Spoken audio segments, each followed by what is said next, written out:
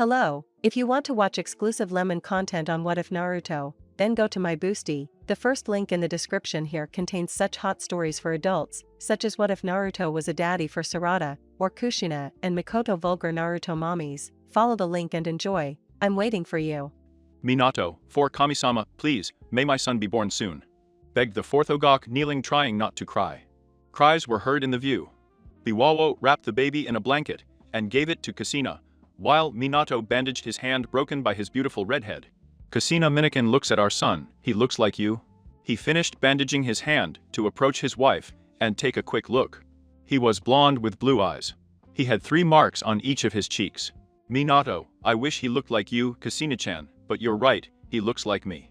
Kushina will one day be just as handsome as her father. He said with a tired smile. Minato put his left hand on the seal of Kushina. My born won't be much more handsome than me, and will have a girlfriend just as beautiful as your Kushina-chan. He was going to start restoring Kushina's seal, but Biwawa fell to the ground dead. Fourth Oga, that if you appreciate the life of your child, stay away from the Jinchuriki, said this one with his son in his arms, while he had a kune on the newborn's neck. My born son Ev. The furious blonde walked away from her husband. The masked man threw his son into the air to take out a crib and tried to kill him in namikaze. Upon seeing, this disappeared in a yellow flash to appear where her son and throw the blanket full of explosive tags into the sky, to fall to the ground and exit the cave avoiding the explosion. Minato, Naruto, you're fine. I'll go get your mother now. She disappeared in a yellow flash to leave her son in his crib. Minato, I'm so sorry, Naruto, for what I'm going to have to do to you. She let a few tears fall to the ground to hear the warning siren and see the kibi destroying everything in its path. He disappeared in a yellow flash to grab his wife and leave her with his house. With his son, Kushina my born. Don't do it. My natural, Kushina, my duty as an Ogok is to protect the village, but as your husband and Naruto's father, I'm going to regret very much what I'm going to do if we let the kibit free. That masked man will take over, and I don't know what he plans to do with the kibit, but you can't. The only option is to seal it in Naruto to fulfill Jiraiya Sensei's prophecy. The Oga said that I entered sad and angry to disappear in a yellow flash and appear where the masked man. Your speed is as they say, Minato. Minato, shut up today and you will die. I take out to Trikune to run towards the masked man. Meanwhile, in Konoha, and you look fast, don't let the kibit continue to cause so much destruction. I call upon his staff, Enma the Monkey King. When they saw the kibit sigh, the Konoha ninjas would rush towards the kibit so that it would swallow them up. A ball of smoke appeared on top of the kibit, crushing it firm, showing a giant toad on its head, was Jiraiya Law. Jiraiya Law, you seem to be having problems, man. And Rusen Jiraiya Law challenged the kibit as long as you can, barrier group. He shouted the last thing for the barrier group to create a barrier surrounding the kibit so that the villagers could be evacuated. The kibit got rid of the giant toad. Giant Gamabunta sighed. He didn't think he would have to fight the kibit. Jiraiya Law summoned Paima. These were on his shoulders. Don't fuck with me, Jiraiya. Ma, the kibit was liberated as this is possible. Jiraiya Law, I don't know, but I hope Minato arrives soon. He agreed to the wise way to start a fight against the almighty Biju. Meanwhile, the Namikaze was breathing heavily watching the injured masked man. It doesn't end here, Minato Namikaze. I'll come for the kibit sooner or later, it's just a matter of time. He disappeared into a black hole. Minato's dead. He disappeared in a yellow flash to appear on the Ogok's mountain to do a spacetime jutsu and send the Bijudama away from Konoha. He created a clone that disappeared through a trikuna and towards the kibit, disappearing in a yellow flash next to the Ogok, to appear in the forest far from Konoha. Golden chains trapped the Biju, revealing Kushina on the ground and her clone with her son in her arms. Kushina, Minato. Don't do it. He'll flatten it. Inside me again. Minato, if I do, you will die and the kibit will return just like the masked one. Besides, I can't live without you, Kushina. Let's trust our son. Be the child of prophecy. She left her son at the altar to start making hand seals and sealing the kibit on her son, but before this happened, the kibit was about to pierce through it with her fingernail. Kushina and Minato got in the middle by piercing their stomachs. They fell dead to the ground, sealing the kibit in their son. Complete son, because Kushina trusted him to master all his power in the hope that he will be the child of the prophecy. That will bring peace to the shinobi world. How wrong they were. A blonde-haired, blue-eyed boy was running through the forest of death, fleeing from an angry mob of villagers. The reason is simple, it had been 5 years. Years since the fourth Ogake died protecting the village, sealing the fearsome beast to the Kibbit, also known as the nine-tailed fox. The demon that attacked the village. 5 years ago, and as expected because of Irisen's stupidity, the Jinkariki named Naruto Uzumaki was kicked out of the orphanage, ending in a persecution to kill the demon, while in the little guy's mind, he didn't understand what he had done to deserve this at the orphanage. He had been treated worse than a scum, and today was his birthday. Guess the day Minato sealed the Kibbit in Naruto, also known as the day of hunting the demon. Naruto, leave me alone, I didn't do anything to you, fuck you. Shouted the blonde, fleeing as best he could from the angry mob of villagers. Villager, shut up, demon, you will die today. Villager, 2 of us will finish what the 4th one started. Ha ha ha ha. Don't make me laugh, Naruto. He'll kill you all for everything you're going to do to them. To do in the future. The small and beautiful blonde with blue eyes had managed to avoid the villagers, thanks to a giant snake having swallowed them. Naruto, why me? What did I do to deserve this? She fell to her knees on the floor, crying that she had done to deserve this. Darkness flooded the place. I was in a kind of room full of pipes. I was puzzling, lost how I had managed to end up in that place. The little blonde boy was wondering. A voice called him, made him start. Follow my voice. It was a creepy voice. It made him shit with fear in the literal sense. He didn't know what that voice was. But he didn't want to stay in that wet and cold blue praise place either. He followed the mysterious voice until he was in front of a large cage. In the middle of the cage, there was a seal, 2 eyes, 2 blood-red eyes, and they came out of the darkness. He was looking at Rubio with a creepy smile. That made her shudder. Naruto, where am I from? He asked, scared. The blonde man didn't know where he was, but he didn't like that evil presence in front of him at all, much less that macabre smile. You are in your mental space. Naruto, mental space. That's right, kid. Naruto Tetakayan you are. I'm the reason you got kicked out of your orphanage. The reason why everyone hates you, the reason why you are alone, the reason why they want to kill you. The reason why those villagers were persecuting you. I know what you want. I have what you want. Power, a lot of power. Take it and kill it. Everyone. He said with an even creepier smile. I had been waiting for the right moment. He had observed how he was treated in the orphanage, how he was isolated from others. His plan was going perfectly. Now he was a child of 5, an innocent child who wants love, peace, to have a family. He had a pure heart. He didn't hate them for everything they did to him, so he was going to pollute his heart with hatred. He was going to manipulate it to plunge it into darkness and use it for his own benefits. Naruto. Or no, it must not be true. The frightened blonde man said. It was impossible that because of that evil presence, everyone in the village would hate him. It was impossible. He had not made them.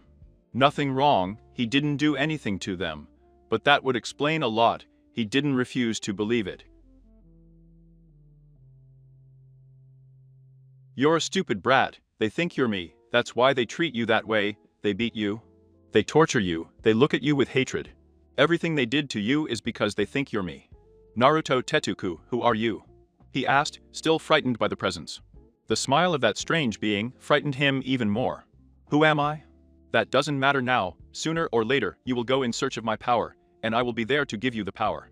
Seeing that you need sooner or later, you will come to me, and with my help, we will kill everyone in this village. He woke up scared, crying the evil laughter of that strange presence. It was still in his head. No, it was not impossible that he was that monster, or it was impossible that because of that evil presence they hated him. It was just the beginning of the darkness. Since the day he met that evil presence, which he later learned was the Kibbit, the fox with the 9 tails.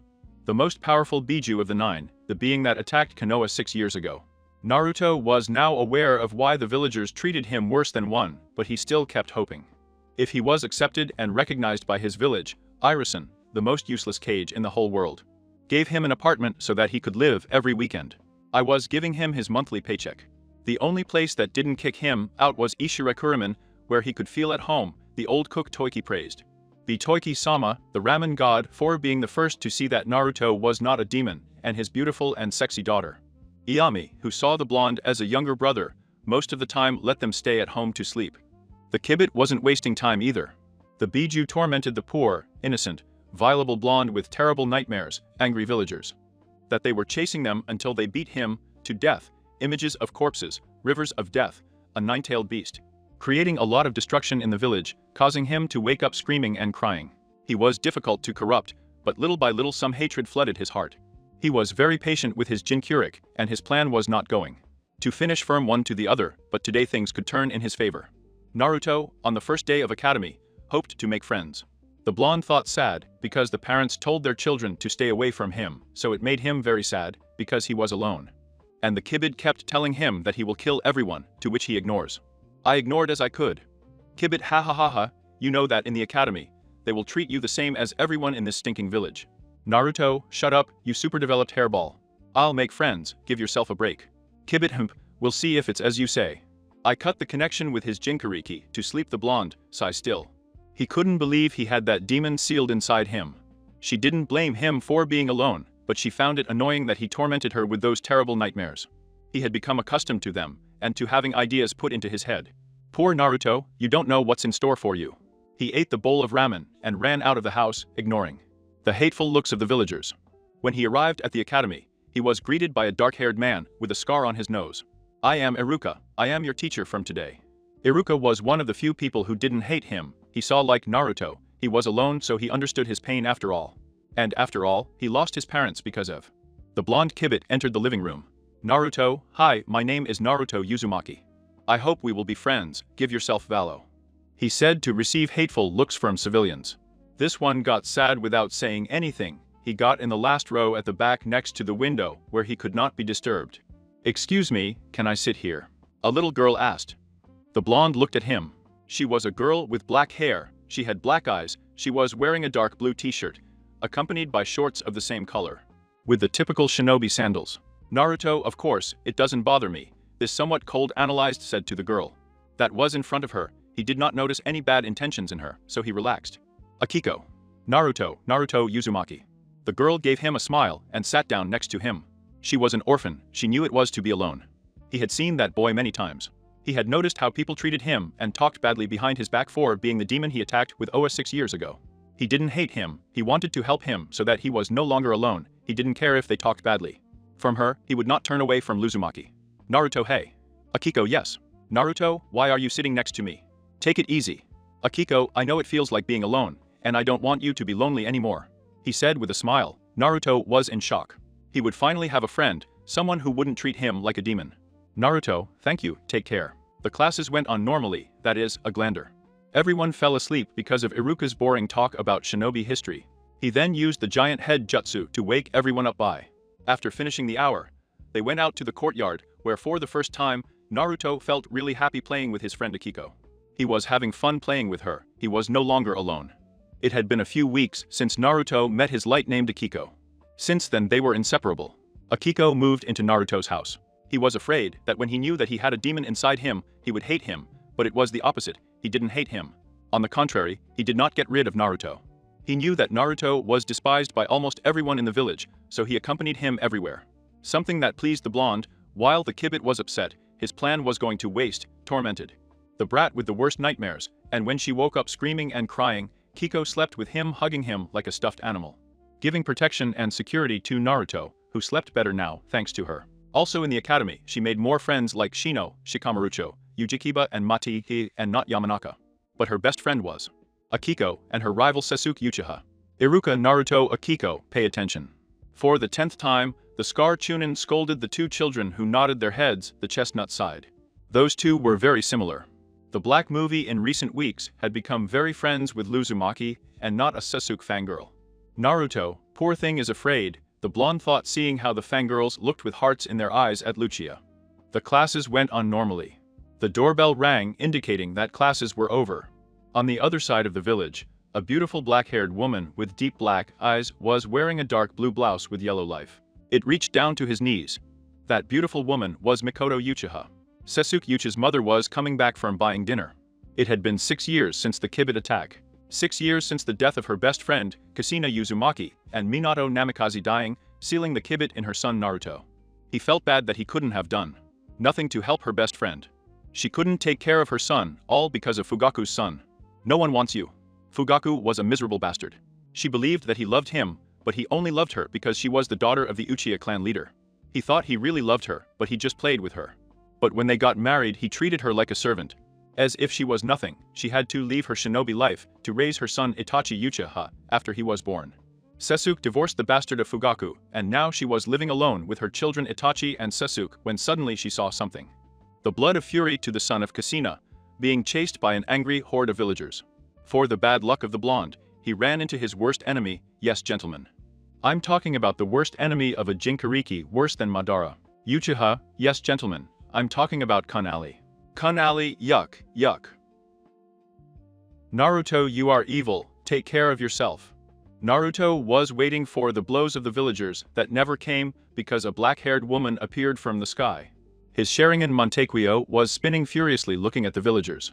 Mikoto, what do you think you're doing attacking a poor defenseless child? He said with coldness and hatred in his voice. Some villagers backed off, but as always, there are stupid people who don't know how to keep their mouths shut. Villager, that demon bastard deserves to die.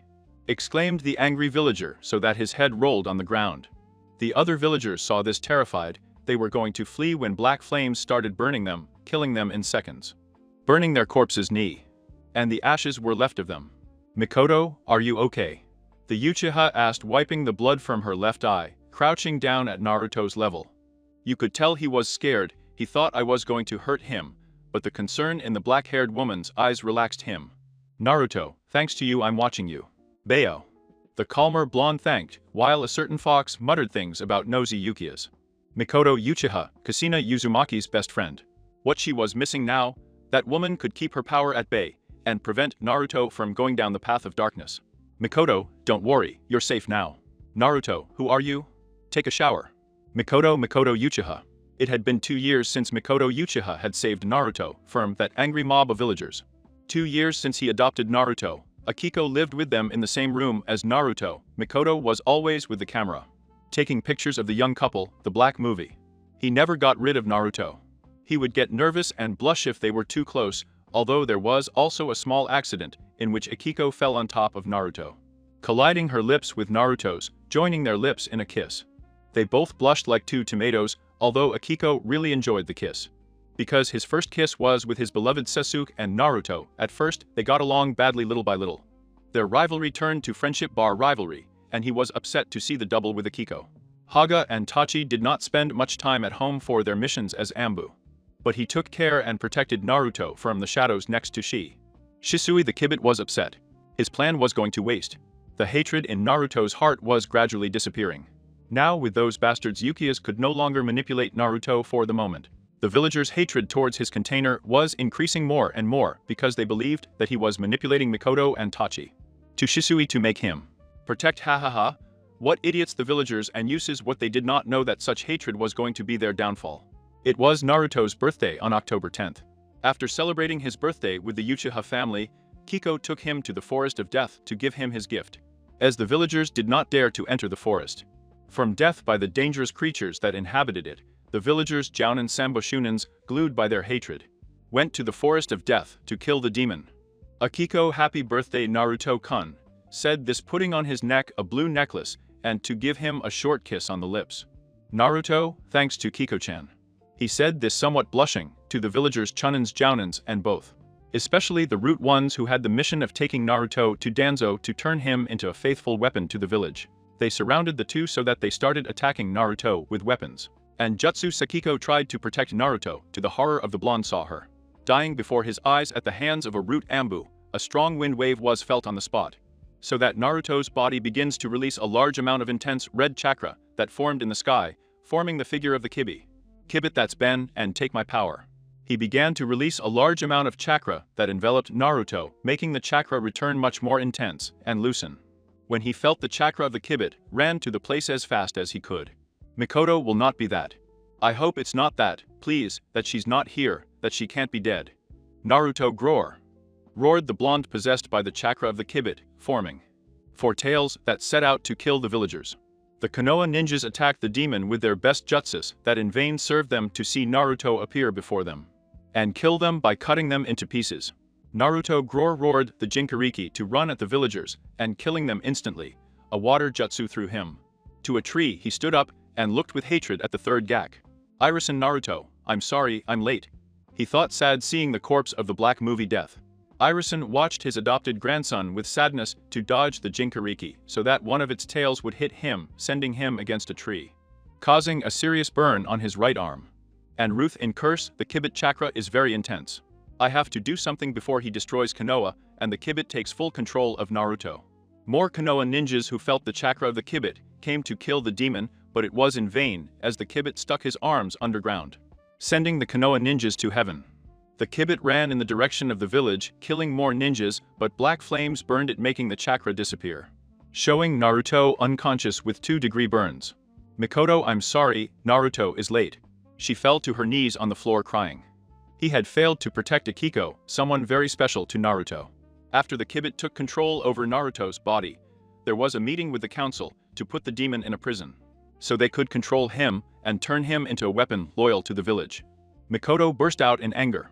Mikoto, because of you the Kibit almost destroyed the village. If you hadn't killed Kiko, none of this would have happened.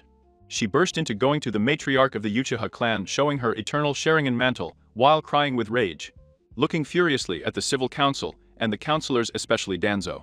Omura, Mikoto Uchiha, you'd better calm down. Mikoto, don't tell me to calm down. All of you are guilty that the Kibit has almost destroyed Konoha. A little girl has been killed. An innocent girl who had nothing to do with this. She was the most important thing to Naruto. So don't tell me to calm down, you veg-story bastardev. She exclaimed, and Rakunda lodged as she started to cry at that moment. She wasn't there for this, but she would kill anyone in the room. Without hesitation, the counselors did not say anything, since Mikoto would kill them, and Irison would do nothing to prevent him. Irison, Mikoto is right. I have also found several crimes committed by the civil council. Apart from the murder of Akiko, Naruto Uzumaki's friend, Mikoto, would you do me a favor? Mikoto, don't even tell me, Ogake-sama. His left eye started bleeding black flames. He started burning down the civil council to hear their cries of pain and suffering before leaving the room.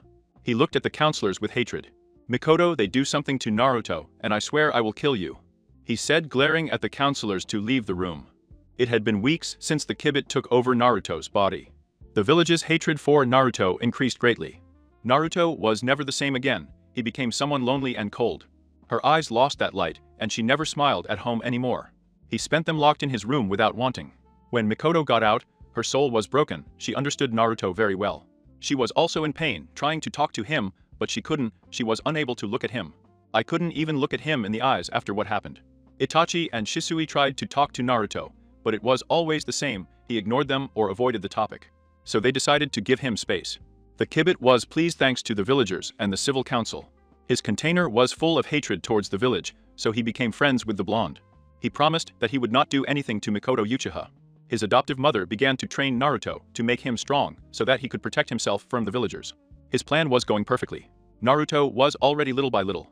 Naruto's hatred was increasing. Naruto, what happened here? The blonde asked himself, seeing the Uchiha clan. There was too much silence, and there were dead bodies everywhere. The blonde guy didn't even flinch, since most of the Uchihas hated him. He only had one thought in mind. Mikoto Uchiha. That person who had saved him from that angry mob of villagers, that mother who never had treated him like a son. Gave him the love and affection he never had. He may have distanced himself from her lately, but he loved her. I loved her like a mother, I couldn't lose her. He also ran as fast as possible to his house to see Sasuke and Mikoto passed out on the floor, and Itachi staring at him with the Sharingan mantle. Naruto, wow, Itachi of all people, I'm surprised it was you. The blonde said, a little surprised to see that Itachi had exterminated almost everyone of the Uchiha clan. Itachi, silly and stupid younger brother. Naruto, please Itachi, maybe that even worked with Sasuke, but not with me. Remember that thanks to the Kibit, I feel the emotions, and I know when you're lying, so tell me the truth, or I'll let my little Kibit friend play with you for a while. Itachi, it's okay, you found me out, Naruto. The clan was planning to stage a coup, Naruto, and left you no choice but to exterminate the clan. Now I understand Shisui's suicide, he said, clenching his fists full of rage and anger. Itachi knew he hated Konoha. He also left his mother and Sasuke alive. Itachi, Naruto, take care of your mother and Sasuke. Naruto, I will do that, but I don't promise to protect this stupid village. Itachi, I don't expect you to. I'm going to threaten Danzo so he won't touch you. Goodbye, Naruto. He disappeared into crows, leaving only Naruto with Mikoto and Sasuke unconscious. Naruto? Goodbye. Itachi. It had been 6 years since the Uchiha clan massacre, in which Naruto had become colder towards others. Except for Mikoto, Sasuke had become obsessed with his revenge against Itachi, of course, not forgetting his mother's love. So he would kill Itachi without doing more harm to his beloved mother.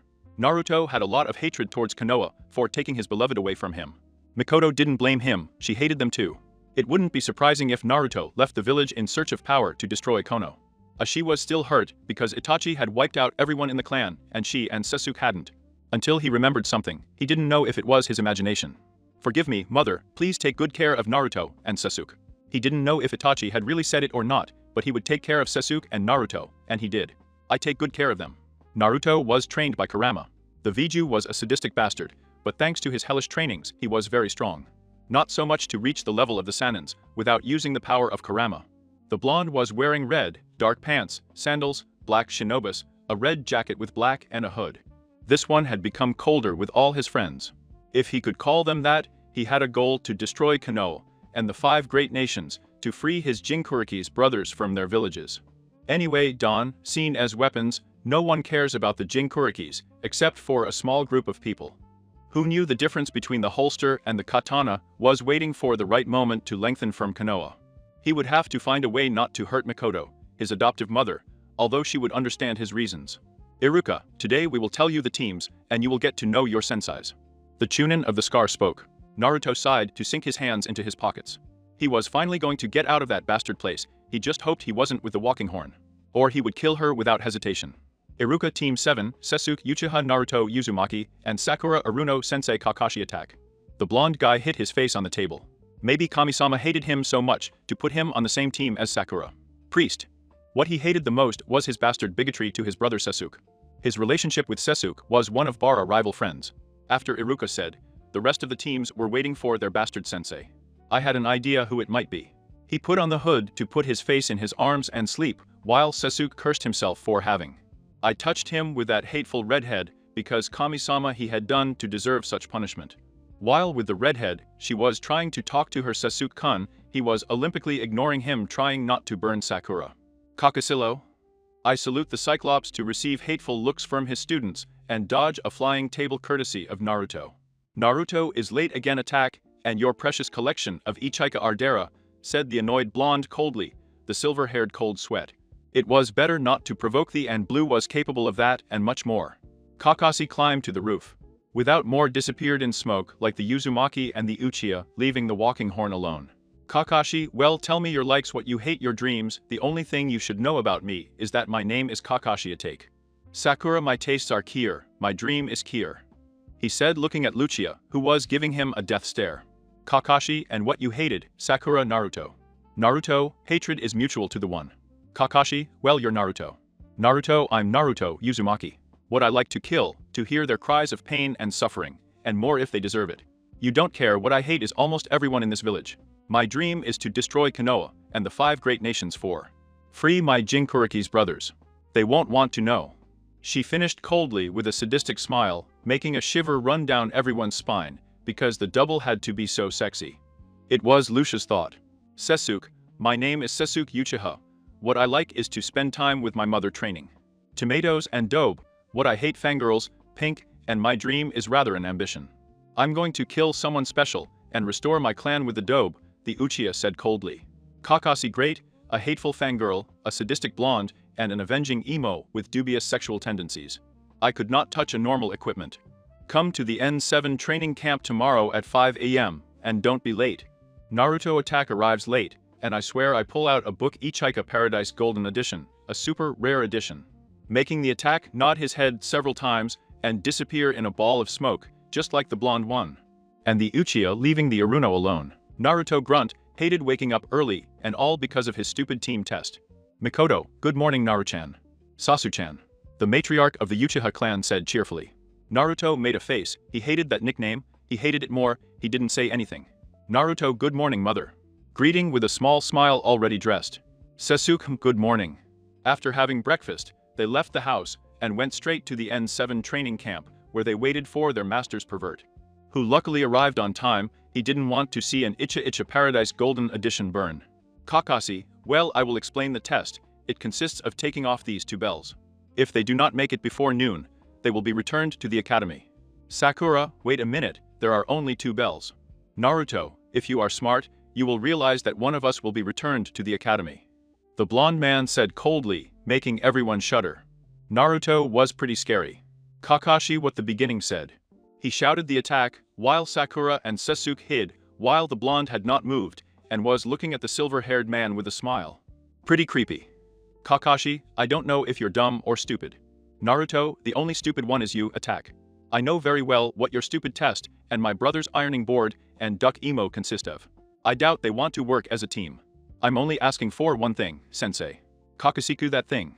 He said with fear, seeing Naruto's big smile showing Kurama's eyes. Naruto, please attack. Make this fun. He said with a sadistic smile that made the attack shudder at what moment his sensei's son turned into a psychopath. Naruto fire style, big fireball. The attack dodged a large fireball to see the blonde in front of him, giving him a powerful kick, sending him flying. This one disappeared in smoke to appear behind.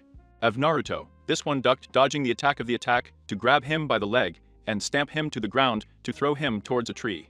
Kakashi opened his left eye to look at the Jinchuriki.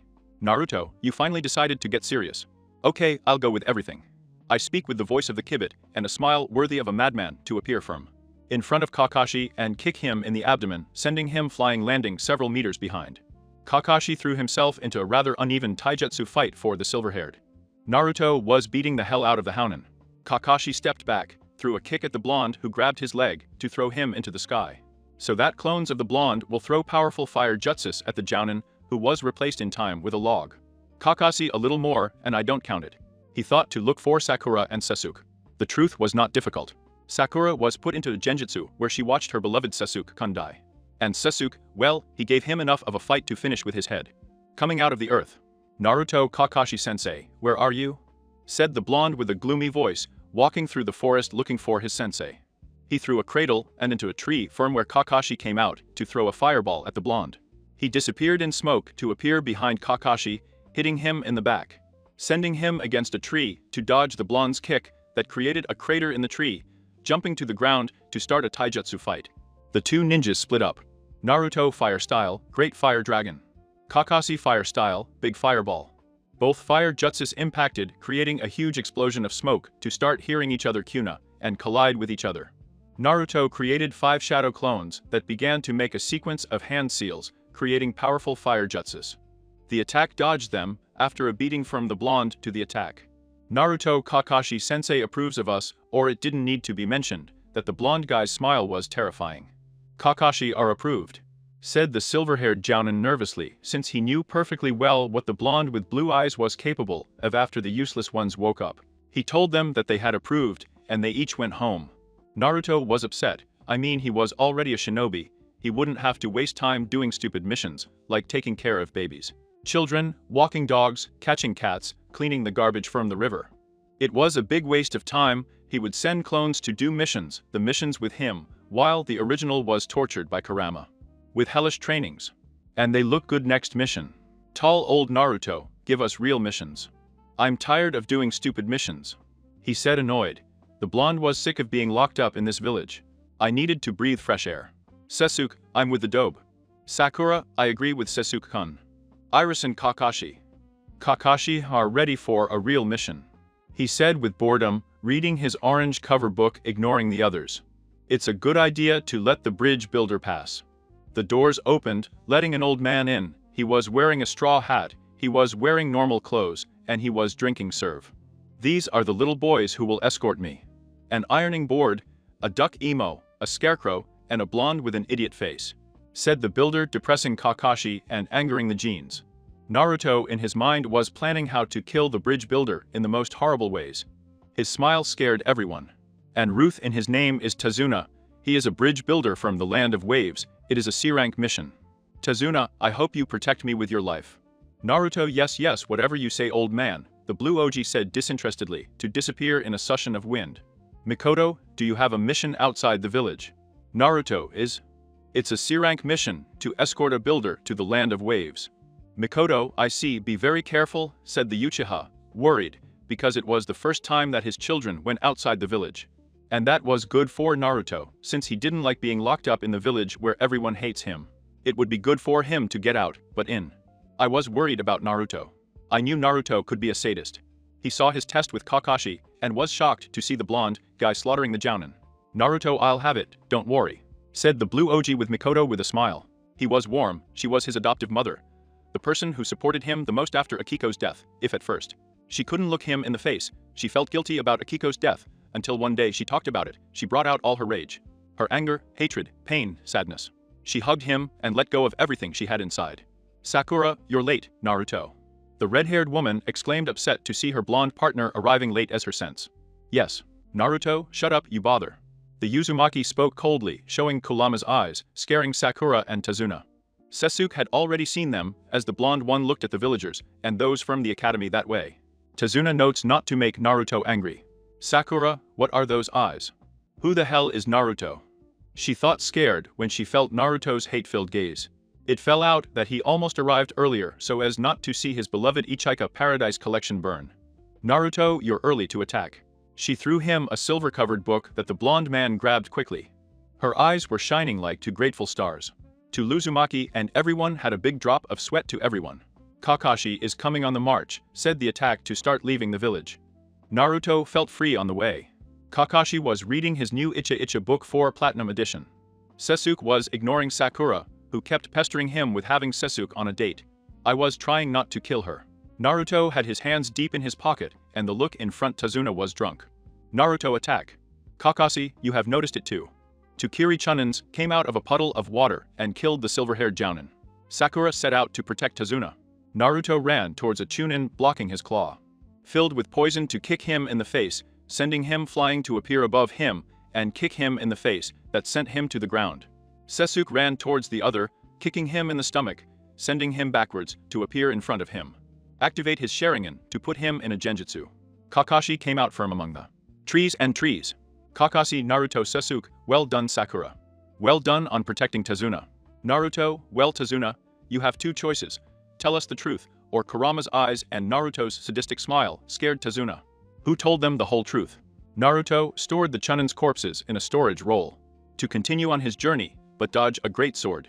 Naruto Zabuza Momoki, the hidden demon of the mist, I'm already dying to taste your blood, he said with a sadistic smile, scaring his sensei and companions, and Tazuna Zabuza looked at him, she liked that brat. Although there was something she didn't like about him. "Zabuza, I like you brat, you don't want to join me. I would like Naruto, but I have better things to do, although the idea of killing with the hidden demon of the mist pleases me quite a lot. Zabuza, it hurts, well hand me the bridge builder, and no one will get hurt. Kakashi, that's never." Amber formation. Immediately, the Jennings surrounded Tazuna. The fog began to cover the place. Kakashi uncovered his Sharingan eye. Zabuza jutsu of concealment in the mist. He uttered the swordsman to disappear into the fog.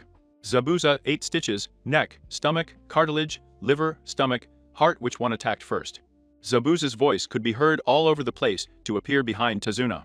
Naruto grabbed a kunai and appeared before Zabuza, striking Zabuza's sword. "Naruto, you're fast. Zabuza, I admit it, but I'm a censor, so don't think I'll let you kill Tazuna." "Zabuza, you're not doing it wrong, kid. Too bad you're not my opponent." Naruto hurts. "Kakashi, your opponent is me, Zabuza," he said, appearing behind the swordsman of the mist. Both separated to stand in the water and start making a quick sequence of hand seals.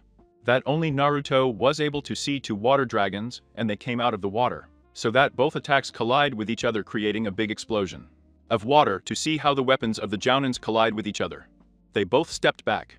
Kakashi launched an attack on Zabuza, who splashed out in water so that a water prison would catch him. "Kakashi, run away, he is no opponent for you." Naruto, attack. If we leave you to fulfill the mission, he will follow us, so we are not leaving you to abandon. Sasuke, the dobe is right, I am an Uchiha, and an Uchiha does not run away from the enemy, said with a smile brand Uchiha Sakura.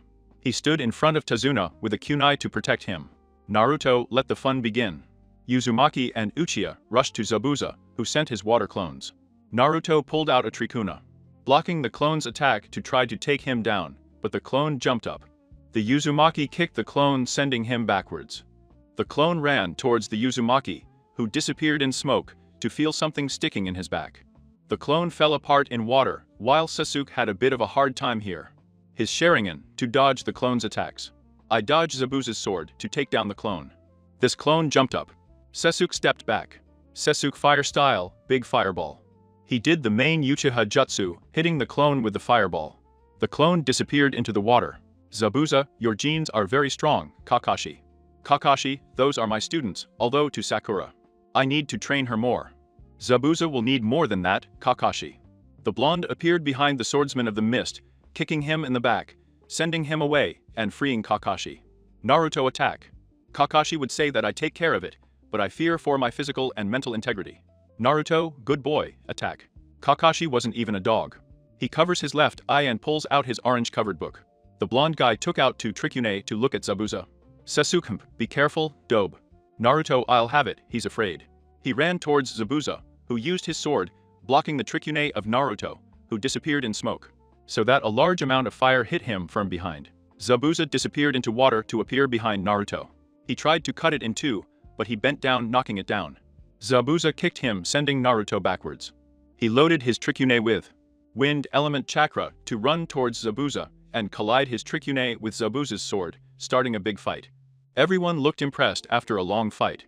Zabuza fell unconscious. Ambu, thanks, I've been after him for a long time.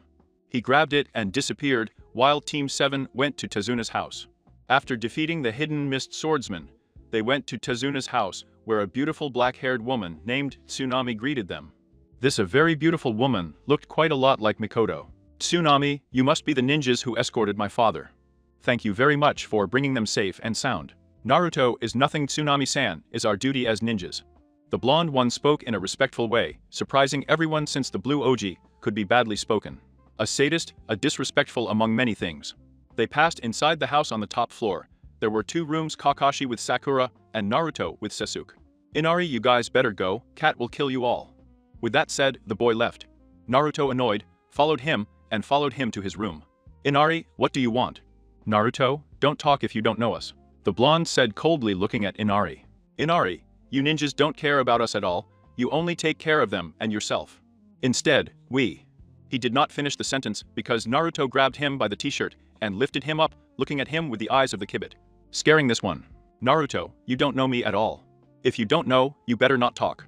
You are lucky to have a mother and a grandfather who care about you and love you instead. I lost what I loved the most. In my eyes, stop being a stupid child, stop crying about the death of your father. If you really appreciate your life, don't talk and you don't know me. He threw it against the wall and left, leaving Inari pensive after eating. Kakashi told them that Zabuza was alive, so they would train to be more and be able to face Zabuza when they see him again. Kakashi, well, today we are going to learn how to climb trees. Naruto, I pass on the training, attack the tree climbing, I know. Having said that, he turned around and left. Sasuke, as he knew how to climb trees, helps him improve his Sharingan, and knowing his affinities, fire and lightning. He began to teach him jutsu. While the Aruno did physical training, as her chakra control was perfect. Naruto comes to see this jutsu sounds, well it is long range, and can do a lot of damage. He said, watching a roll with Classa and S techniques hours later, the whole forest was destroyed, a beautiful black-eyed movie. With a pink kimono. With Sakura petals approached, when he saw the Hinkariki sleeping peacefully, he thought it was just cute. He approached him with a cradle and in his hand, he approached him, and was going to put it away. But the Uzumaki instinctively grabbed his hand, tightly frightening the subject. Naruto, see you again in Bizen. Said the blonde looking at him with the eyes of the kibit, releasing the hand of the black movie. How? Naruto, your chakra is just like Alembu who rescued Zabuza from my what's your name? Asked the calmer Uzumaki looking at her with his blue eyes. Aqua Kuyuki. Naruto Uzumaki. He sat down to look Aqua in the eyes. Aku, tell me Naruto-san, do you have someone to protect? Naruto remembered his life in Kono Akiko and the person he saw as a mother Mikoto Uchiha. Naruto, only one person. The rest I'm going to kill in the worst possible ways. He said with a sadistic smile, looking at Aku, who got scared, he didn't think he had so much hate in those blue eyes. Naruto, you I guess Zabuza saved you and well, you want to protect him even if it costs you your life. Aqua, if it is you are going to kill me and Zabuza too. I asked, putting his hand behind his back trying to pull out a kunai. Naruto, no, you guys are not my target. Besides, I'm not that kind of person who likes to kill women, much less one so beautiful. Aku blushed heavily at Naruto's comment and for being discovered so easily. Akuto? No. Naruto, your scent is that of a woman, your gestures are elegant, and your voice is finer than that of a man besides. Said the blonde, throwing the black hair to the ground, placing himself on top of her. His face was red. He tried to get free, but Naruto's grip was strong. Naruto put his lips together with Aku's, making a kiss. Aku tried to resist and get rid of Naruto, but he gradually gave in and returned Uzumaki's kiss. Naruto, red suits you well, he said with a smile. Aqua, a red with his leg, hits him in the lower parts, taking him off him. You stupid bastard that you think you're doing. She screamed red, seeing how she grabbed the lower parts. Naruto, I like difficult women. Aku turned around and left angrily, without being able to get that kiss out of her head. Kakashi was having a fierce battle with the hidden demon of the mist, while Aku was disguised as Ambu. Had locked Sasuke and Sakura in the ice mirrors. Jutsu was relieved not to see Naruto, the idiot who had the cheekiness of kissing her, had enjoyed the kiss. He couldn't get that image out of his mind, because hell, he couldn't get that blue-eyed idiot out of his mind. Aqua, let's get this over with. I talk in a monotone, taking out needles in bags that her mature Sharingan activated. While Sakura useless table Viva the bullying to the fucking ironing board, I take out a crib, and Aku threw needles in bags. Sasuke managed to deflect them with ease, while the Aruno deflected them as he could. The Black Movie decided to increase the speed that they nailed on Sasuke and Sakura. Sasuke spat blood, the Uchiha decided to increase the speed. Aku was impressed by the speed the Uchiha deflected its bag needles. But that was not enough. I increased the speed of the needles in bowls, sticking them into the body of Sasuke and Sakura. A ball of smoke appeared in the middle of the bridge, letting Naruto see whom he felt annoyed to see. Naruto is here, exclaimed the blonde, making his epic entrance, bringing out a big drop of sweat to everyone. Is Zabuza Kakashi really your strongest student? He asked with a big drop of sweat on the back of his neck, looking at the blonde. Kakashi, if the only one who doesn't care about me, he said with a depressive aura around him.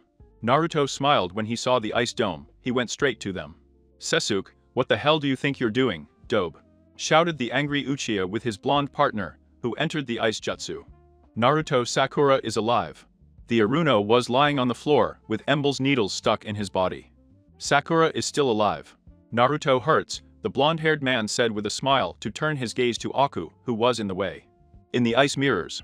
Naruto, we look beautiful again. He winked at her, disconcerting Lucha and La Aruno, and angering Aku, who blushed fortunately. His mask hit him furiously. He started throwing a lot of needles in Uzumaki bag with the intention of killing this one with 2 Trikune. He deflected the needles into bowls with ease, protecting his teammates. Naruto, Sasuke protects the useless one, I'll take care of it, the Uzumaki said, so that the Uchiha gets in front of Sakura. He hated her, but unfortunately she was his teammate, and he couldn't kill her.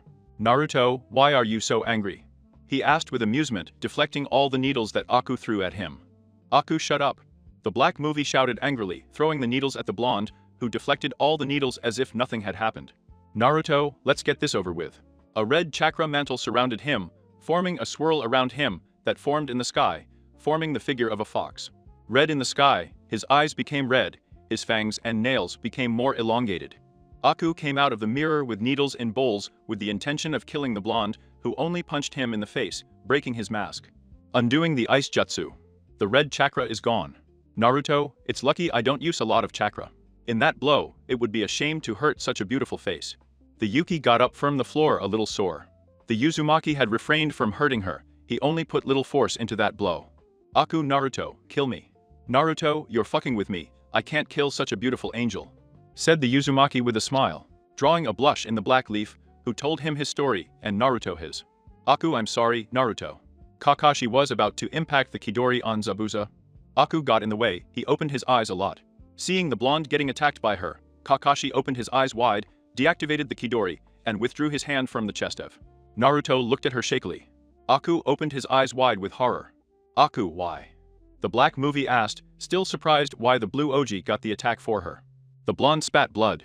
Naruto, I already told you, an angel as beautiful as you does not deserve to die. Kurama, look, you're an asshole. Naruto, you shut up, super developed hairball. The Uzumaki was surrounded by a light red chakra cloak, healing his wound at high speed. Minutes later, he vanished, showing that there was no wound on his chest. Cat, well, Zabuza, I didn't imagine you were so useless, said the billionaire cat, doing a pressure act. In the place with more than 1,000 mercenaries. Zabuza, child, give me your cradle, and the Uzumaki threw a cradle at him, and the swordsman of the mist grabbed it with his mouth. And went to kill mercenary cat. They stuck katanas in Zabuza's back. This ignored, and the pain killed Gato, throwing him off the bridge, to return in the middle of the bridge, and fall to the ground injured. Aku Zabuza-sama, cried Esta kneeling next to Zabuza with tears in her eyes. Zabuza Aku, my child, don't cry. I'm so sorry I didn't tell you how proud I am of you, kid. Come here. Naruto if Zabuza. Zabuza, take my sword and protect Aku, and I swear if you hurt her, that I will come back from the dead and kill you in the worst possible ways. Here's your father, mumbled the black movie sadly. Zabuza had died. She started crying. Naruto grabbed Zabuza's sword and looked at the mercenaries. Naruto, you have made an angel cry, and you are going to pay for it with your death. I look at them furiously with Kurama's eyes to start with the massacre. After everyone will be horrified by the massacre committed by Naruto, the bridge was christened the Great Bridge. Naruto, the Uzumaki grabbed Zabuza's corpse and gave it a dignified burial, where they said goodbye to Zabuza. Aku said a few words and left. Naruto made him a promise that he would take care, and he would protect Aku with his life. If necessary, the new wielder of the Kuroshirobo sword left with Aku and his team for Konoha. And to the surprise of his team, Naruto was trying to talk to Aku, while Aku ignored her as best he could. Upon arriving in Konoha, the council was not long in learning about the Kekenga and Aku. They wanted to put her in the lurk, but Naruto released a large amount of ki and threatened to feed them to his little friend Kibit. So the council could not do anything to Aku. Mikoto Kier, your girlfriend is very cute, Naruto. The matriarch of the Uchiha clan shouted, causing Aku to turn like a tomato, and Naruto blushed slightly. Aku, I'm not his girlfriend, and I don't plan to stay and live under the same roof as this asshole, she said, still blushing. Looking annoyed at the blue Oji. Naruto, it's not my fault you're so beautiful. I also promised Zabuza that I would take care of you and that I would protect you even if of my life in it. Said with a smile Mark Uzumaki, who little used blushing Aku for his compliment of Naruto. His heart started beating hard. Naruto, anyway here. I hand him some keys, the black movie. He caught it and looked at the Hinkariki. Naruto neglects the keys to my old apartment. This one cleaned up my clones, they took care of it. The user of the ice element said with a small smile. He turned around and went to the apartment. The days passed in Konoha, and Aku was adapting to his new life. I also noticed the hateful looks directed at the blonde for some reason. This upset the Uzumaki very much. He wouldn't get rid of her, which didn't bother Aku. His presence was pleasant. Kakashi was called for Chunin exams. The serious Jounin spoke, looking at his Jennings. Aku had the band of Konoha on his forehead, and on his back, a katana with black and blue touches. The blonde guy had one hand at his waist, sticking it to Naruto's chest. He was a possessive. Sakura Chunin exams? Asked the confused Aruno, who almost denied she was the smartest of her generation. Sesuk are exams that are done every 3 years with other villages to strengthen the bonds of friendship between the villages. And to show if the genes deserve to be Chunins or not, said the Uchiha, seriously surprising everyone. Naruto, the 5 great nations are gathered. It will be my chance to escape, thought the Uzumaki. He had planned to escape in the second phase of the Chunin exams, and if he could, he would take some Jinchurikis with him. Since he knew that some Jinchurikis suffered from loneliness and were alone bara so it wouldn't be very difficult for him if Akufu. With him it was her decision, he wasn't going to force her to do something she doesn't want to. I was hoping that Mikoto would understand his reasons. He couldn't stay in a village full of hypocrites who took away what he loved the most. Aku, these Chunin exams will be interesting. After giving him the tickets for the Chunin exams, they each went home. I walk Aku to his apartment, followed by Naruto. Aku, can't you stop following me? Naruto, you are too beautiful, I won't let anyone take away what is mine. Aku, I'm not your property. I speak upset, she was cornered against the wall. The blonde was holding her wrist tightly to look at her with a slutty smile. Naruto, Aku, I see that you still don't know. Since the first moment I saw you, since I kissed you that day, you became mine. Aku, let go of me, asshole. He shouted angrily, trying to get out of Naruto's grip. He joined his lips with Aku's. This one put up the best possible resistance little by little. He was corresponding Naruto's kiss with the same asshole. Intensity and passion. Naruto, it shows that you are mine. Shut up, asshole. Murmured annoyed the ice user. Naruto whispered in his ear. Naruto, you really enjoy my kisses, my caresses, my touches. He barely applied force, and you're not trying to get rid of my curious, are you? Corresponding, my kiss, that means. Whether you like me or not, you are mine and no one else's, and if I see you with someone other than me, you will be punished. I speak with a seductive voice to which to hear it got excited, and more so to hear the latest since when he liked bad guys like Naruto. She noticed his attitude and coldness against the village, his sadism turned her on, the blue Oji let her go. And he left, and after a friendly meeting with a team of Suna, Gaara and Naruto got along very well. And after a little chat between them, Gaara left with her brothers. Aku, Naruto, how is it possible that you exist to me so much? She wondered, still remembering the kiss, and her words. She imagined herself being punished in a way. Wild for the Uzumaki. A thread of blood was coming out of his nose. He put those thoughts out of his mind and fell asleep. "Get your stupid Naruto out of my mind," said the annoying black movie. She couldn't get that stupid, attractive, sexy blonde out of her mind. Since when I thought that idiot was attractive and sexy. She liked that Naruto is mean to her. That cold and possessive attitude, since when she liked to be treated that way. Naruto, hello beautiful. I greet the blue Oji entering through the window. Aku, don't you have to have breakfast with your mom? Naruto, yes, but I prefer to observe this beautiful angel that I have before me. My eyes, said the blonde, blushing to Aku, who threw a pillow at him. Naruto dodged her. Aku, idiot. The blonde man blushed and annoyed. He sat down at the table. Aku got into the bathroom with his change clothes. Minutes later, he came out in his usual clothes to see 2 plates of eggs and bacon on the table. Aku, don't think I'll thank you. Naruto, your mere presence is gratitude enough for me. He said, blushing more to Aku. Luckily, he was turning his back on Naruto, so he couldn't see his remarkable blush. He sat down at the table to start eating the breakfast that Naruto had prepared.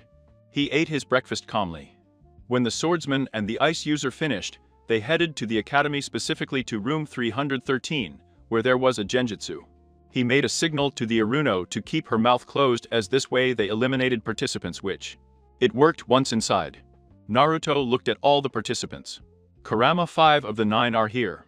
Naruto looked at the other 5.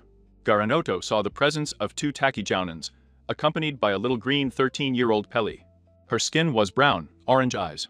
She was wearing a sleeveless white blouse, a short white skirt, white shinobi sandals. I could notice a great sadness in her eyes. Another blonde from Kumo, she was wearing a purple noob's top, black pants. Her hair was held in a ponytail.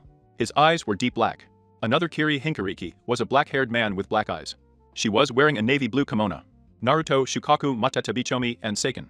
The easiest ones are Gara the green movie and the one with Kiri. The rupee is difficult for me. Aku, that guy reminds me of someone. He thought seeing Utakata, he had seen him in Kier and he didn't know where, but he had seen him somewhere. The 9 rookies were gathered. Naruto was sending death looks to Kiba, who kept looking at Aku.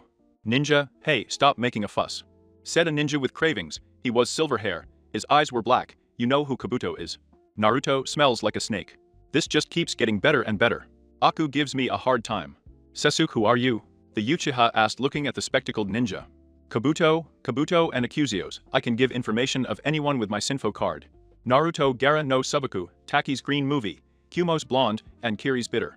Kabuto, well, you know Gara's name, that's something. Sasuke, Rogel, and Neijiriga. Kabuto, you know their names, how boring. Well, Gara no Subaku teams up with her Q brothers. I have done many rank missions, and that one in all missions. He came out without any scratches. Taki's is Furonari, a kunoichi from a small village. He didn't do many missions. It is the first time she participates in the Chun exams in Kumo's blonde. She is Yujitoni and the adopted niece of the Raiga, that her handling with fire is something never seen. His team consists of Samui Karui, and Omo, and Susan. Ents, and the Reigake's younger adopted brother, Killer B. The Chibi Jinkariki is a perfect Jinkariki. Utakata is a lone ninja from Kiri, and uses the elements water and acid. Well, Naruto-kun is interested in Jinkarikis. I wonder what Rogel and his teammates are up to. Sun Tenten and Neijiriga Lee cannot use ninjutsu or genjutsu. He is a master in taijutsu. He has made rank missions to Yazi, his sensei. He is Meido Gei, the greatest taijutsu expert in the shinobi world. And finally, Neijiriga, prodigy of the secondary branch. His ninjutsu and taijutsu is based on that of the clan, he said, leaving everyone impressed and causing a big smile on Naruto. And Vicky, all right, worms, shut up and sit down. They all sat very far away from their colleagues. I'm too lazy to write exams. And Vicky are approved. Orochimaru had been watching Naruto for a long time.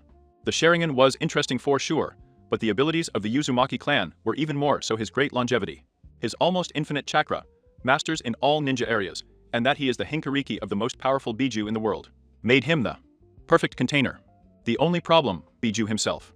If he used a normal seal, the Kibit would absorb the piece of his soul, and it would be of no use to him. He spent years creating a new special curse seal for the Jinkarikis. The seal separated the power of the Jinkariki and that of the Biju. The Biju chakra could be accessed without it taking control of its container. If everything went well to Naruto Uzumaki as his new container and the most powerful Biju in the submissive world. Naruto Orochimaru finally shows up. Said the Uzumaki coldly, looking at the Sannin of the snakes. A former student of the 3rd Gaki, Irisan Sarutobi, had heard about him. He left the village many years ago because of his obsession with his experiments. He was the person I was looking for. Sasuke too, let's attack together, we will have more chances to win. Aku, me too. You won't do anything to stop it, Naruto. Naruto, whatever you want, beautiful. While Sakura remained motionless from fear because Orochimaru let out a lot of killer instinct. It was not explained how his companions were, they remained on their feet. Naruto, let's go. Naruto and Sasuke rushed to hit Orochimaru, who was blocking with some difficulty, since Naruto's punches were stronger than Lucia's. He got a hard kick in the face, courtesy of Naruto, sending him backwards. Naruto wind style, wind tornado. Sasuke fire style, big fireball. The jutsus of Uzumaki and Uchiha combined to form a large fire tornado, which hit Orochimaru, causing part of the forest to catch fire, to which froze the flames. As the smoke dispersed, and Orochimaru was seen with 3rd-degree burns. He opened his mouth, the Sannin and Lesso came out. Orochimaru, not bad, you guys are a great team, but it's time to get serious. He said, increasing his power to appear in front of Sasuke and give him a combo of punches, causing the Uchiha to be thrown against a tree. He was locked in an ice dome. On the ice mirrors appeared the image of Aku. Orochimaru a Kekkkenga, and very interesting. Too bad I'm interested in someone else being my new container. Aku took out needles in bowls and started throwing them at Orochimaru, who dodged them easily. I had to admit that she was fast and had quite a lot of strength. The Sannin let out more killer instinct to hit Aku, breaking the ice mirror's jutsu. Naruto caught her on the fly. Orochimaru saving a lady in distress. That's very kind of you, Naruto-kun. Naruto, you really are dead now, Orochimaru. He said, looking at Orochimaru angrily. No one was hurting Aku. Orochimaru, I wonder why he remembers Kiko, right? He said funny so that a great killer instinct sits on the spot, showing the eyes of the Kibi. I leave Aku on the floor. Aku in Naruto. Naruto, it's me, calm down, Aku, I won't hurt you. He said with a smile showing the Kibit's eyes. Aku, Naruto, your eyes. Naruto, that's why I'm the Jinchuriki of the Kibit. Now you understand my hatred for Konoha. Aku was silent, she knew he was a Jinchuriki, and what they were suffering understood Naruto's hatred. And that Akiko must have lost her because of Konoha. Orochimaru, I already understand why you are so kind. She reminds you of Akiko with her, it's a pity she's dead. Naruto, son of now, if you're dead, don't you dare mention his name. He was surrounded by a red chakra cloak. Forming 2 tails, he lunged at Orochimaru, punching him hard in the stomach, sending the Sannin backwards. This one spat blood. The Sannin smiled to increase his power by starting a pair of taijutsu. The Sannin kicked Naruto in the face, sending him backwards. This one got on all fours, ran towards Orochimaru, giving a powerful paw to Orochimaru, creating a wound in his chest. The Sannin opened his mouth and came out as if nothing had happened, dodged the Hinkariki to give him a knee in the stomach, and then hit him in the face, sending him backwards. The blonde ran back towards Orochimaru, punching him in the face. Sending him backwards, the Sannin summoned a giant snake that lunged at Uzumaki, the blue Oji, with its claws. Killed her to look at the Sannin. Kanira ran to him, but the Sannin disappeared into mud. Suddenly, he felt a stabbing pain in his neck. The Kurama chakra disappeared, a black seal in the form of a shuriken appeared on his neck, screamed. In pain, Sasuke angrily threw himself at Orochimaru, but he hit him with a knee and then a powerful punch in the face, sending him towards Aku, leaving them unconscious. The Sannin disappeared with a thought. Orochimaru, kuku, let's see what you'll do now, Naruto-kun. Orochimaru was a bastard. A clever one, I do not know how, but he had done a good job with the cursed seal. He didn't have a piece of Orochimaru's soul. I couldn't kill him like that. The seal divided his chakra. And Naruto's was now unconscious. I had to admit it. Orochimaru did a good job creating that cursed seal. I had to thank him. Naruto has saved him work. He will go with Orochimaru in search of power, and to know more about the Uzumaki clan, and who knows. Some Jinchurikis will come with him like the redhead of the sand and the green movie of Taki. His plan couldn't be better. In reality, Aku Naruto-kun has not yet woken up. Please, resist, don't die. Thought the sad black movie on her knees. He was resting Naruto, who was still unconscious. Orochimaru had put that strange mark on him that was shaped like a shuriken. I was really worried about Naruto. Naruto admitted it. He could be a sadist, cold, maniacal, a madman, but with her he was different. He was kind, attentive. He took great care of her. He protected her a lot. He was a stalker. He can be possessive with her too much, she would say, and that she has insulted him, beaten him, and he was still there loving her without caring. If she insulted him, if she hit him, he was there for her. Now I understood Naruto's way of being. He was a Jinchuriki. Jinkurikis were frowned upon, they were considered tools. Weapons without feelings suffered quite a lot because of their village for something that they are not to blame. Naruto lost that one Akiko, even though he had his mother Mikoto Uchiha, it wasn't enough.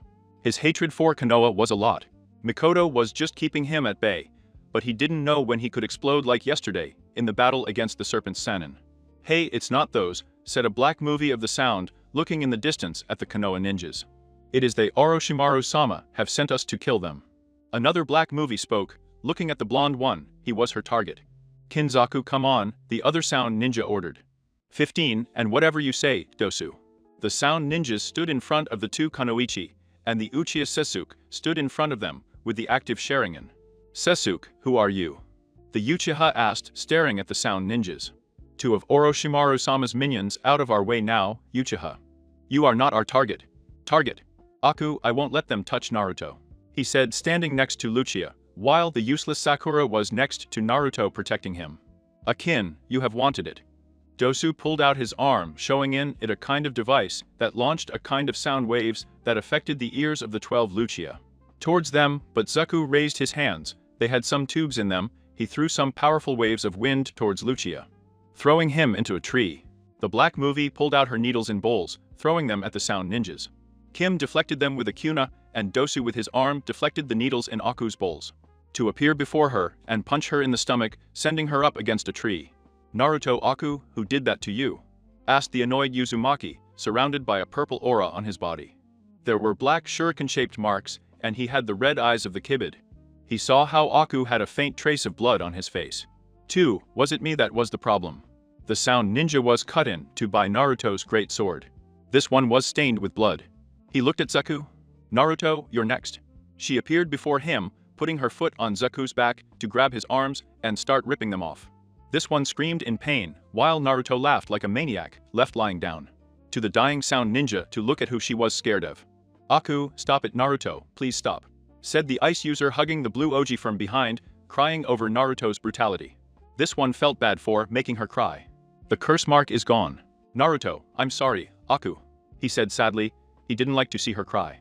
He looked at Kim. "Naruto, you're lucky I don't like hitting women out of sight, but first give me your scroll." Kim gave him her roll, and disappeared with her dying partner. After Aku manages to calm Naruto down by getting him back to normal, and with the other scroll Kim gave them for sparing his life. It is now. They were in one of the towers of the Forest of Death. 3 days later, they had gathered the Jennings who managed to survive and have the scrolls of heaven and earth. "Anko, as there are more Jennings than expected, we will do some preliminary matches to reduce the number of Jennings."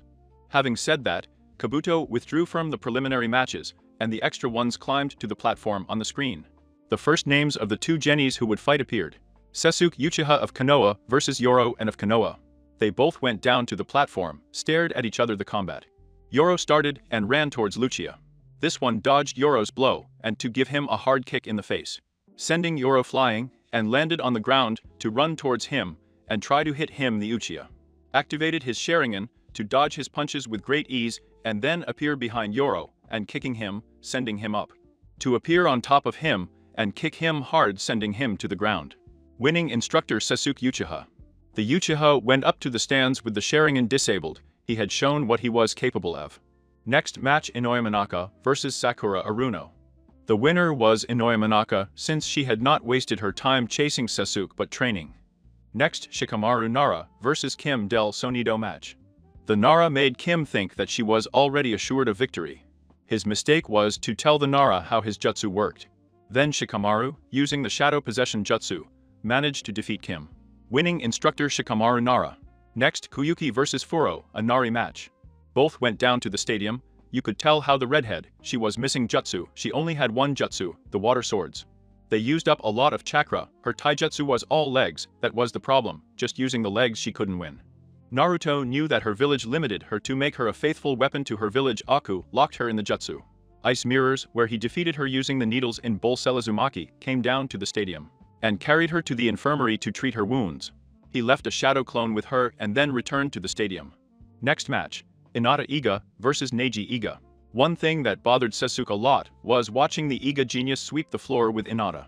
She would get up and say she would never give up because that's her ninja way, because she had someone in the past who saved her from some bullies. Sasuke saved her, and from that day they became friends. Sasuke had to resist the urge to burn Liga for almost killing the Pearl Ogre. If it was their turn in the final matches, I was going to make him suffer for hurting the blue movie. Winning instructor Nijiga. The next combat. Tamari no Subaku vs Tenten. The desert blonde swept the floor with the weapons master. Winning instructor Tamari no Subaku. Next Kankuro vs Shino match. The winner of this match was obviously Shino. Winning instructor Shino Aburame. Next fight. Naruto Uzumaki vs Kurotsuchi. It was a battle worthy of watching the granddaughter of the third Tsuchikage. He gave the blonde a lot of trouble. This one, using Zabuza's sword, managed to give him several cuts, but it was not enough since he was a user of the Kekkeikan. And Delava at some point managed to anger Uzumaki by taking out a small amount of the Kibit chakra and activating the curse mark. This did not go unnoticed by anyone, so the Hinkariki ended the match with a reddish-colored Rasengan, sending the granddaughter of the third Tsuchikage to the wall. Winning instructor Naruto Uzumaki. Next match Utakata vs Ujitoni. An arduous battle, two Hinkarikis facing one who did not want to surrender, and another who wanted to finish with her as soon as possible, so using the three-tailed mantle of the Rokabilla easily defeated. Chuji vs Karui. Winner Karui.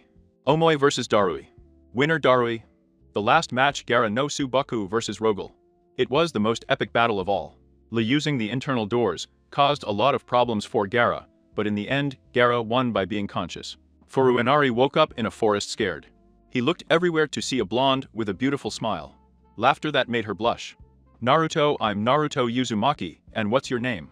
Asked the blue Oji in a warm way. He saw in the look of the green movie Fear Pain. His look reflected everything that he was in the past, a scared child looking for love, and to be recognized, the orange Oji. I doubt a little, but seeing Naruto smile, he calmed down. Fur to Nari. The brunette replied a little more calmly. Naruto smiled, which made him blush. Naruto was late, said the blonde, confusing the brunette. He saw three people arrive, one red-haired with green eyes, another black-haired with yellow eyes wearing a blue kimono, and another blonde with black eyes. Gara, what did you call us for? Yujito, make it quick, I have to get back to my team. Utakata, hurry up, I have better things to do than waste time. Naruto, is simple the reason why I called you here in the forest of death. Gara, the five of us are Jinkurikis. The brunette was surprised, they were like her. Naruto, exactly. Suddenly everything changed to a black space. The five appeared in a mental space. Behind each one was his biju. It's been a long time without seeing each other. Kurama, I tell you the same. Matatabi, what do you want now? Kurama, why did you bring us together? Not Kurama. My Jinkariki called this meeting. Seiken, your Jinkariki brought us together, and that you want Jinkariki from Kurama. Naruto, what I want is your help. Shukaku, why should we help a human? Naruto, why do I want to destroy the shinobi world? I got tired of suffering because of Konoha. I lost the person who most ha. They turned us into who we are to you, Gara into a bloodthirsty madman to you, Furu into a scared little girl with a low self-esteem. To keep you in check to you, Utakata. You turned into a resentful emo, and you, Ujito. Honestly, I don't know what to think about you, a stupid girl who thinks she's loved by her village.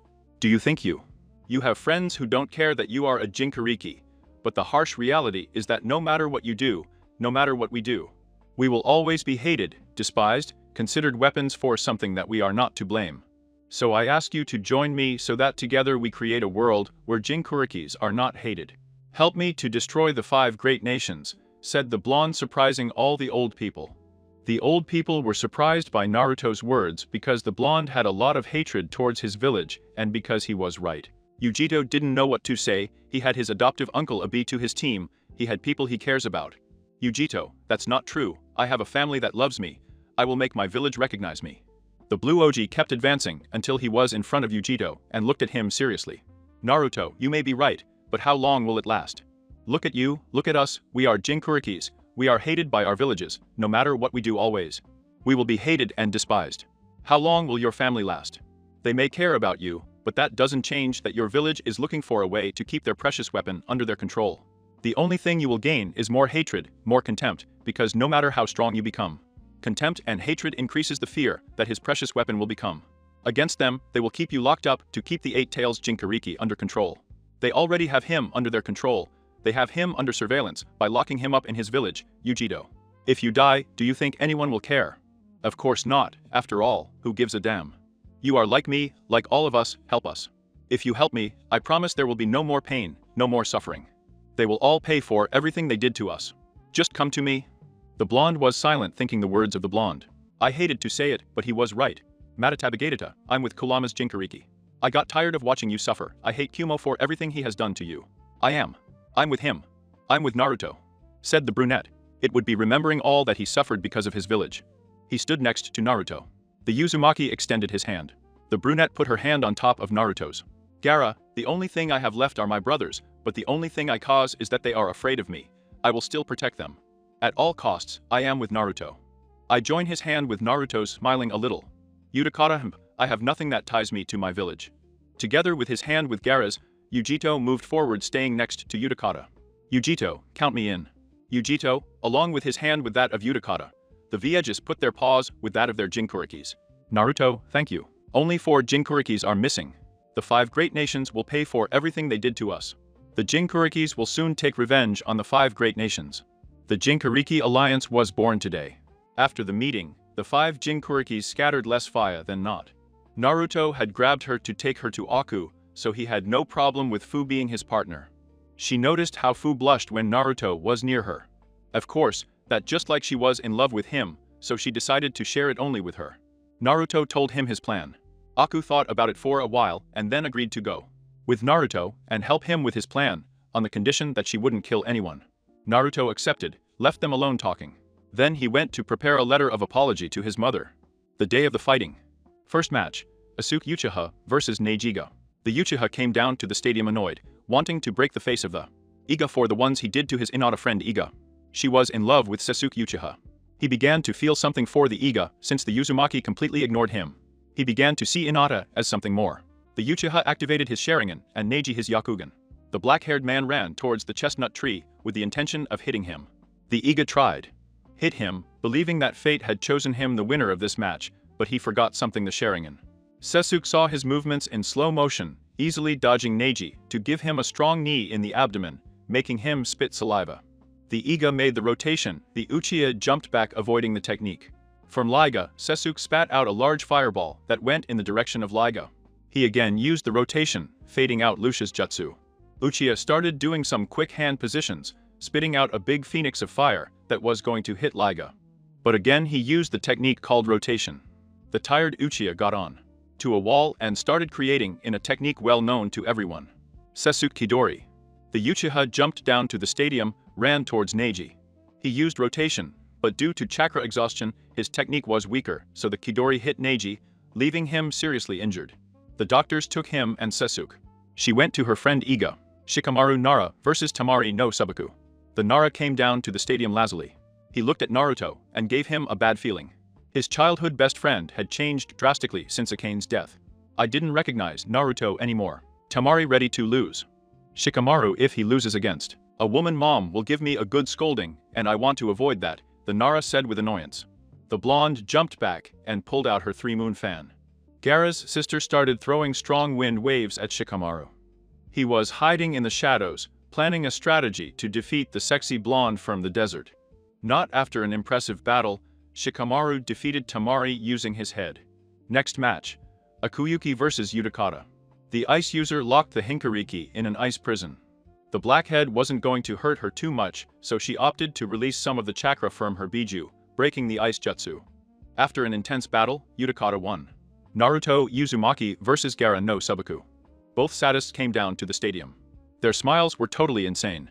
The Uzumaki ran towards the red-haired man, who was protected with his blue Elogia sand. He jumped back and started running around Gaara, creating shadow clones. The redhead, noticing the blonde's intention, made a large amount of sand emerge from the ground, eliminating the clones, forcing the original to jump back. He created a quick sequence of hand seals to spit out a large fire dragon. The redhead stepped on a lot of sand, avoiding the attack to then see what was missing. The redhead jumped back, avoiding the Uzumaki, who was coming out of the ground with the intention of hitting him. Gaara sand coffin. He squeezed his hand so that the Uzumaki disappeared in smoke. Suddenly, white feathers fell into the stadium, putting the spectators to sleep. The invasion had begun. Gaara disappeared in a whirlwind of sand. The other Hinkarikis and Aku had disappeared amid the chaos and confusion. Everything was chaos. The invasion had begun. Orochimaru had put his plan into action with the help of the Sound 4. He created a barrier by trapping the cages in it. Orochimaru had revived the first two Ogaks to the previous Kazugake Mizuga. That they were not at their maximum power, as he did not have enough power to control them all to his maximum power. Gaara's brothers were looking for their brother everywhere, not because he was essential for the invasion of Orochimaru, but because they cared about the red-haired one. Yujito's friends were also looking for. The blonde was everywhere, and I couldn't find them anywhere, but because of the invasion. They couldn't look for the blonde Hinkariki, Kurama Naruto. He called the Viju to followers of Orochimaru. He was escorting them to the lair of Orochimaru Guren, the last of his clan. She was a user of the crystal element, and Kimimaru, the last Kagaya, who possessed the Ketakenga and the bone element, one of the rarest Ketakenge in the world. Naruto, you guys go ahead. I'll catch up with you right away. I have to take care of some insects. Are you sleeping safe, Naruto-kun? She said this somewhat worried, angering the green movie. I didn't know why it bothered him that he used it. Of ice, I called the blonde that way. Naruto, you're marked with the Irisin no Jutsu. I'll catch up with you. Guren, well, kid, get rid of those Konoha ninjas. We will move on. The four Hinkarikis and Orochimaru's followers moved on, leaving behind Naruto, who was looking at the rookies sent by Kakashi Sasu. Sasuke Kiba, and not Shikamarushi, not Chuji Rogel, and Sakura. Sasuke, Naruto is back. Naruto, I'm not coming back. Sasuke, none of you will stop me. Kiba, we are 8 against 1, you have no chance. Naruto, you have wanted it. The Uzumaki appeared in front of the Inuzuka, kicking him in the face. Sending him against a tree, Sasuke activated his mature Sharingan next to Rogel and launched himself at the Hinkariki, who dodged the blows with some difficulty. He grabbed Rogel's leg with his right hand to throw it at Sasuke. The Uzumaki spat out a large fireball that went in the direction of the other rookies. The Uchiha created another fireball. Fire colliding with Naruto's attack. Shino's insects went to the Uzumaki with the intention of stealing chakra from him. But to his surprise, the blonde stopped them with his hand and then appeared in front of Shino, giving him a powerful knee to the stomach, sending him against a tree. Shikamaru used his shadow possession jutsu to stop Naruto Chuji using his expansion jutsu, making his arms bigger. He trapped the blonde so that Hino would use his mind possession jutsu. Seconds later, she screamed and fainted. Black marks covered his body. The blue Oji released more chakra, appearing in front of Shikamaru, punching him in the stomach to grab his face, and stamp him to the ground to grab his leg and whip him against Choji, sending them against the other rookies. The Inuzuka with his dog did a jutsu characteristic of the Inuzuka clan, throwing himself against the Hinkariki.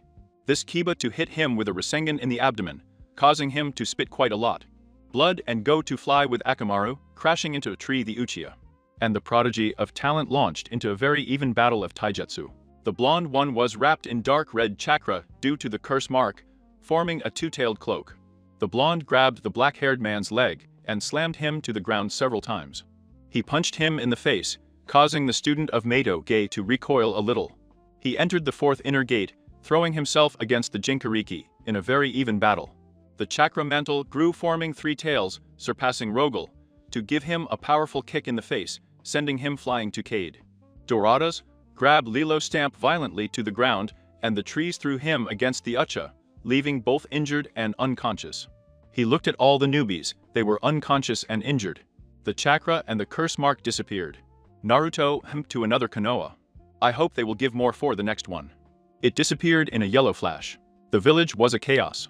It was already a week after the invasion of Orochimaru and Ruzen Saruto, and the third Geik had died at the hands of Orochimaru.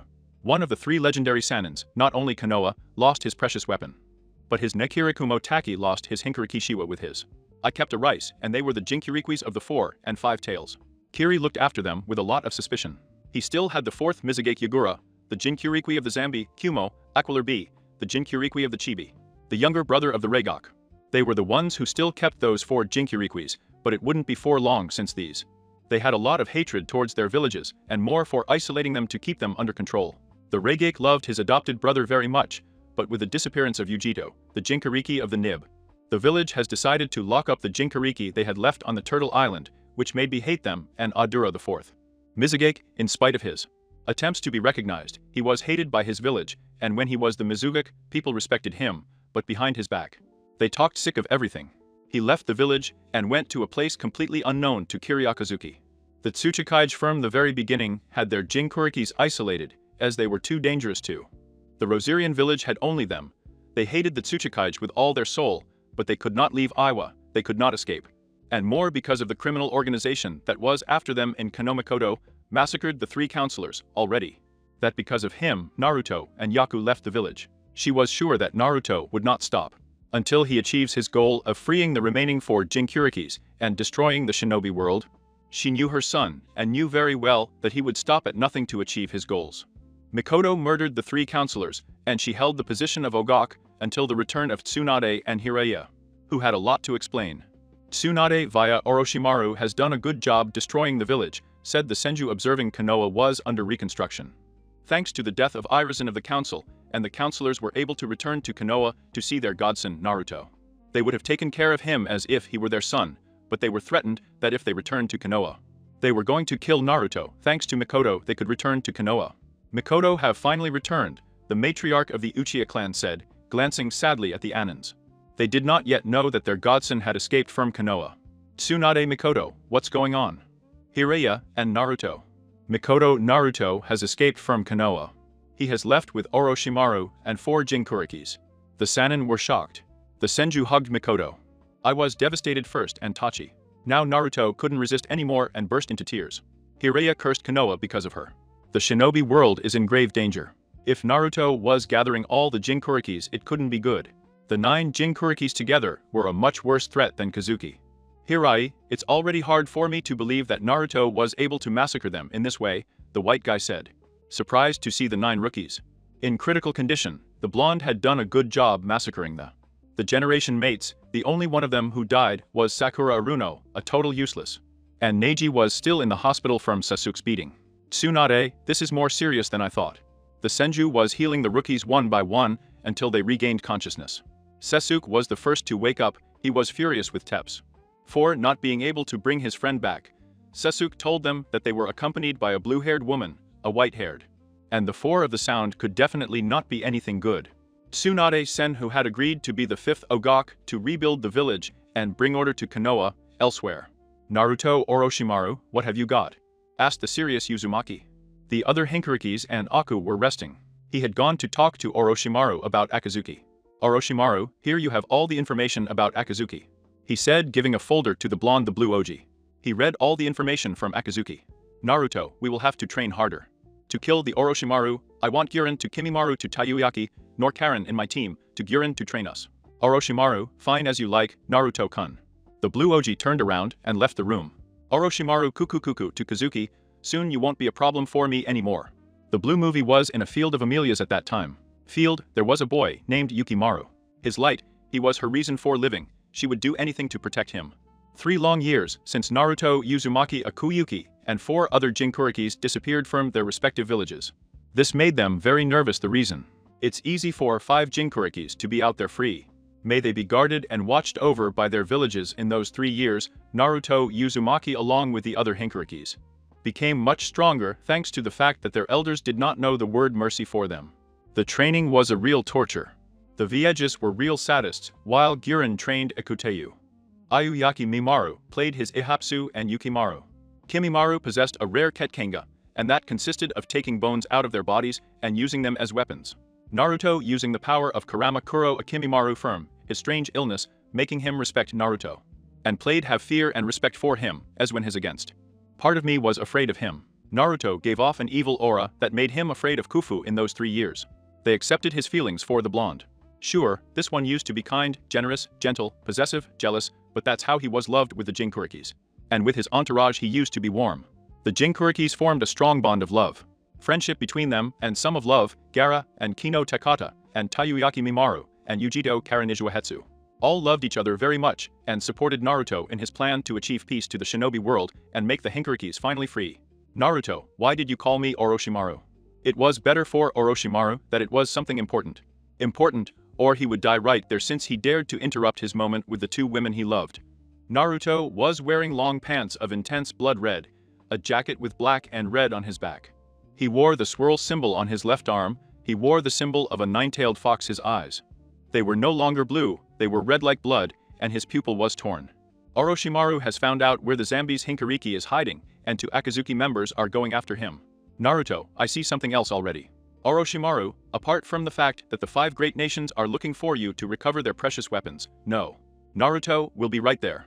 The Uzumaki turned around and left the room. Naruto, we're leaving. Gyurin, where to Naruto?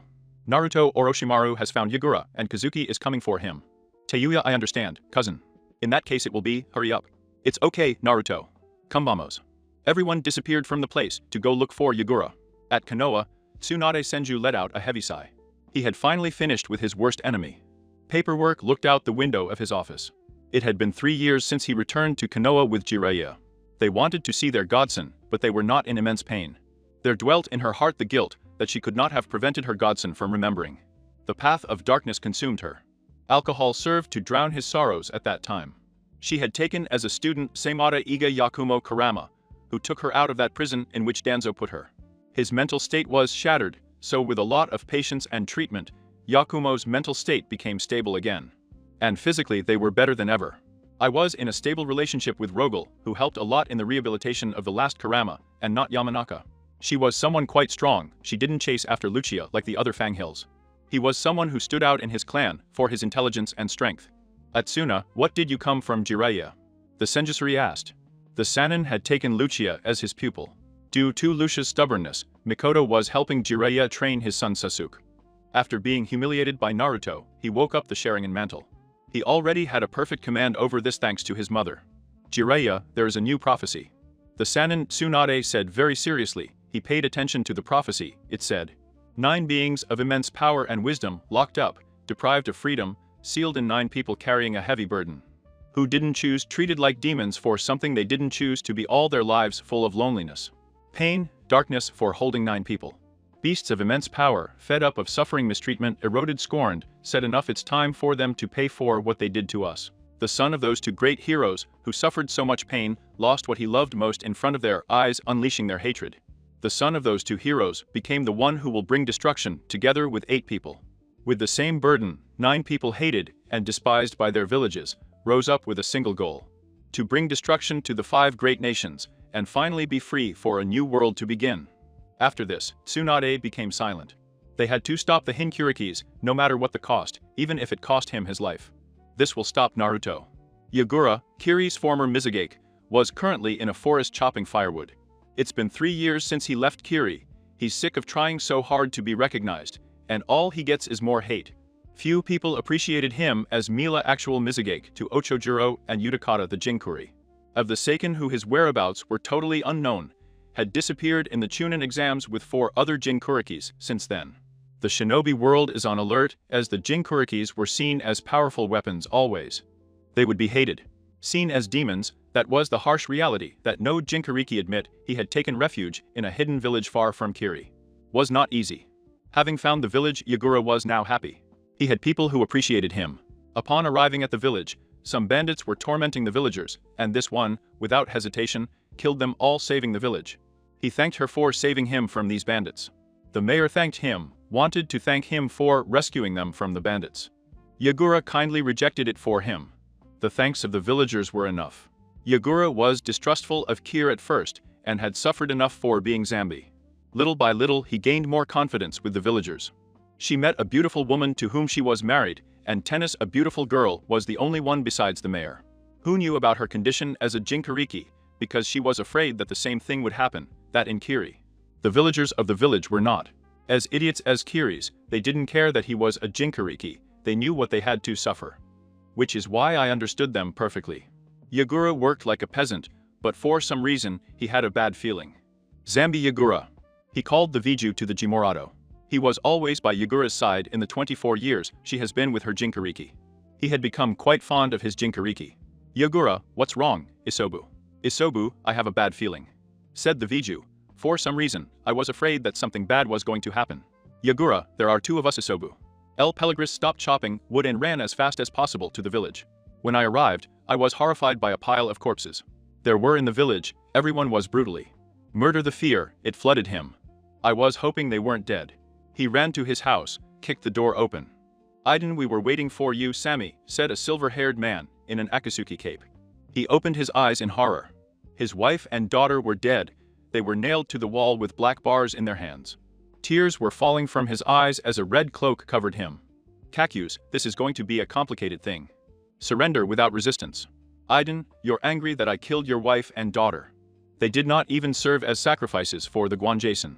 At that moment, there was a great explosion of chakra and agura. He had been overpowered by his fury.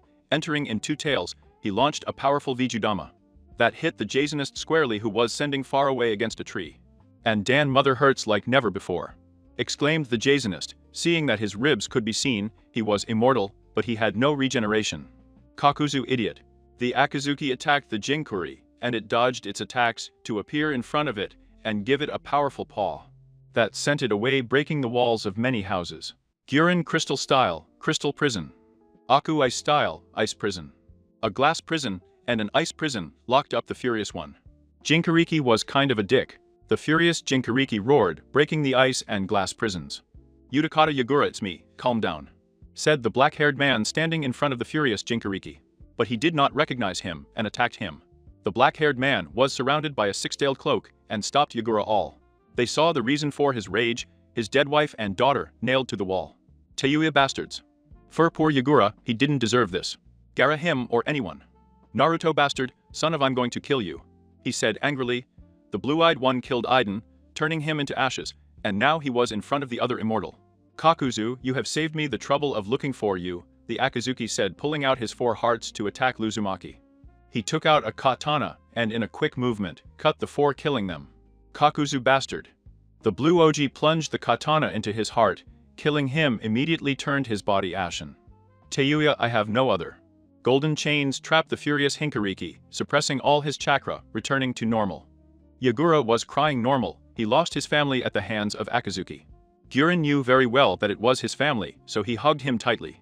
Yagura cried with all his might, unloading all the sadness, rage, anger, pain and suffering.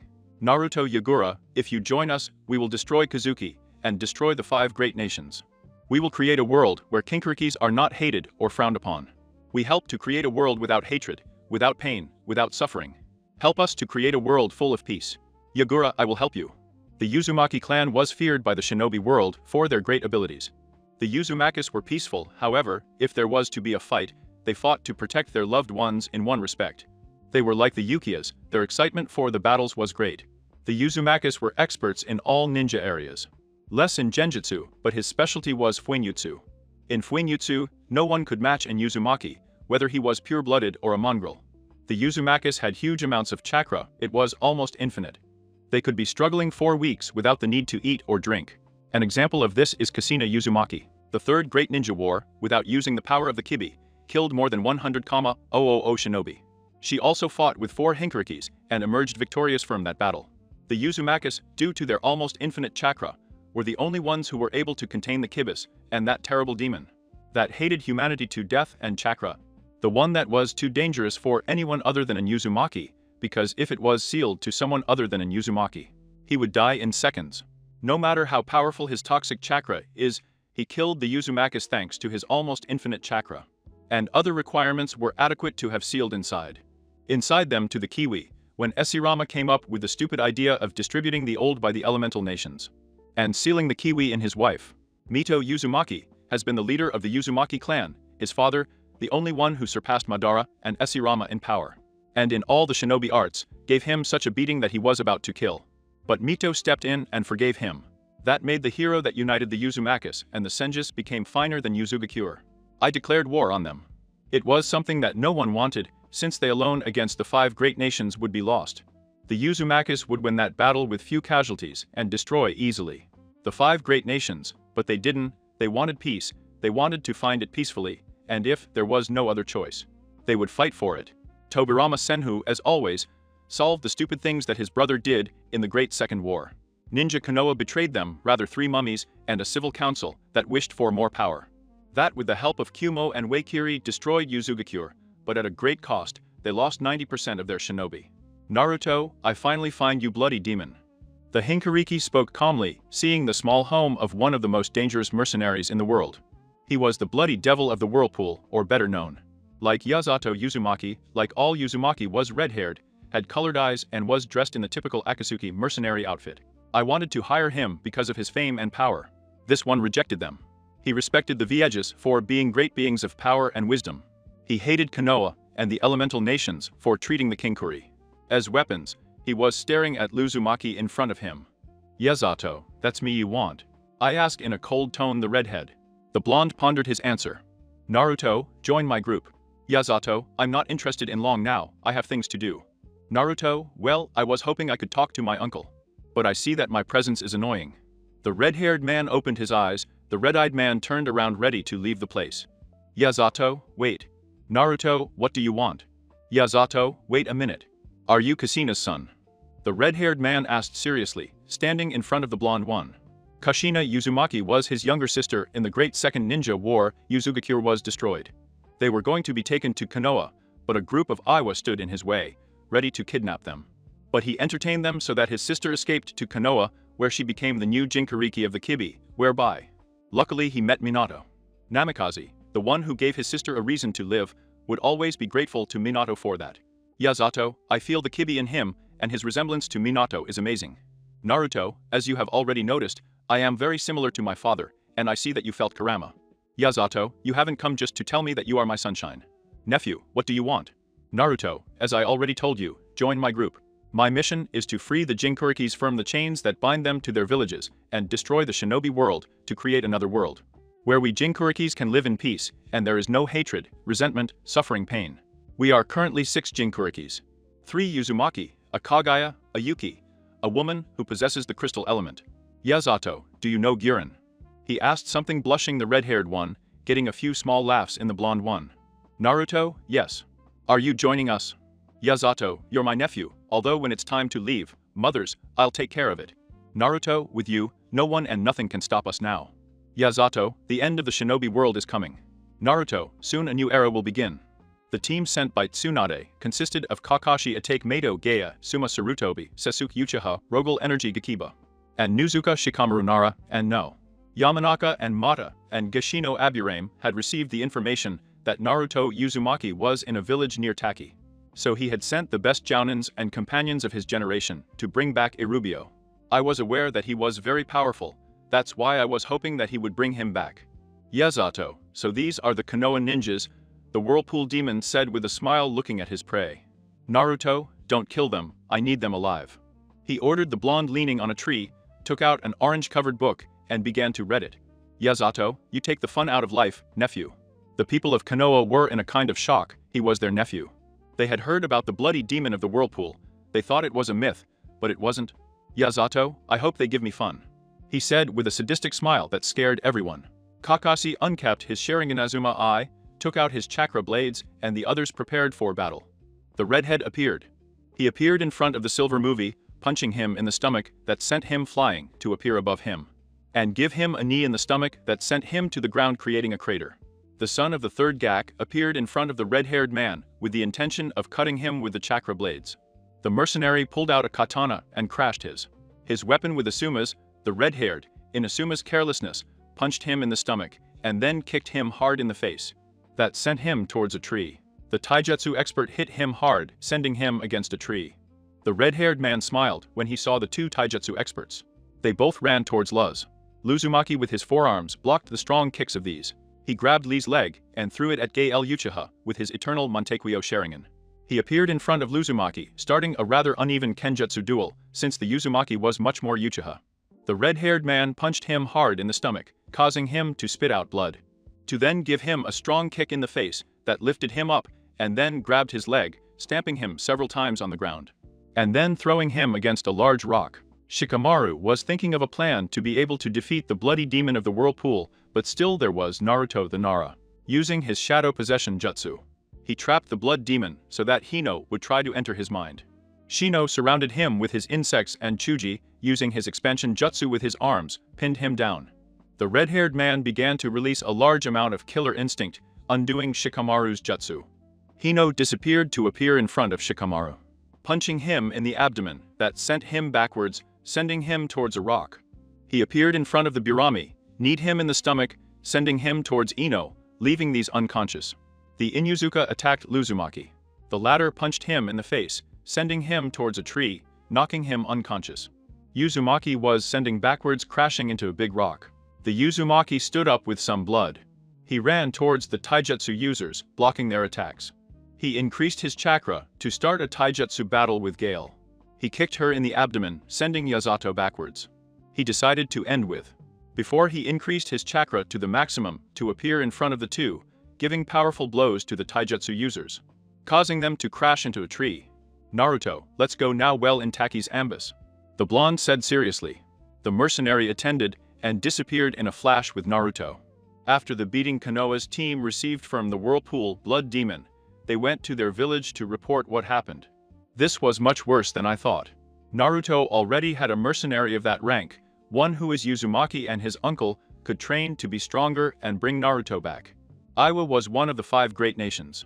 They were already the only ones who kept their Jinkirikis, apart from Kumo, who had Killer Bee locked up on the island. Torchiga, unlike the other villages, protected their Jinkirikis with much suspicion in a secluded place of the village, where only the 2 of them lived there, since as it was to protect the village in case of Kazakh. He comes to attack them, but in reality, it was to keep them under control. The Tsuchikage considered the Jinkirikis as weapons. They were the Viejas, they were beings of great power. They had managed to capture 2 Viejas, the zombie and the gobi, the Cuatro Colas that could use the lava. And the Cinco Colas was the fastest Vieju of all the Noblina Rosilla Viejas. They hated the Tsuchikage to death for having confined them and locked them in that forest. Rosie was 44 years old, and they've been in that bastard forest for 40 most of their life. Rosie, who are you guys? The red-haired man asked, looking at the 6 people in front of him. Gara Gara, no Subaku Jinkiriki of the Shukaku. Ujito, nor Matatabi's Jinkiriki. Yagura Yagura, the Jinkiriki of the Sami. Utakata, the Jinkiriki of the Seiken. Furufuro Nari, the Chomai Jinkiriki. Naruto, Namikaze Uzumaki Jinkiriki from Kurama. It must be said that he was more than impressed. He was far away. He had in front of the 6 Jinkirikis who had disappeared from the map and were now in Iowa for whatever reason. Rosie, what are the 6 missing Jinkirikis doing in Iowa? Furo, we are here to ask you for help for the revolution. Rosie, revolution. Naruto, as you well know, the Viejas have been used generations. Our generations, as weapons, as simple tools of power, have sealed the Viejas into people to make it easier to use their power. Nobody cares about the Kinkirikis. After all, they are demons because of their ambition for power. The 3 great ninja wars were created with the sole objective of getting more power using us, the Jinkirikis, and then we have to suffer for something that we are not to blame. They created their own demons. We are tired of suffering so much.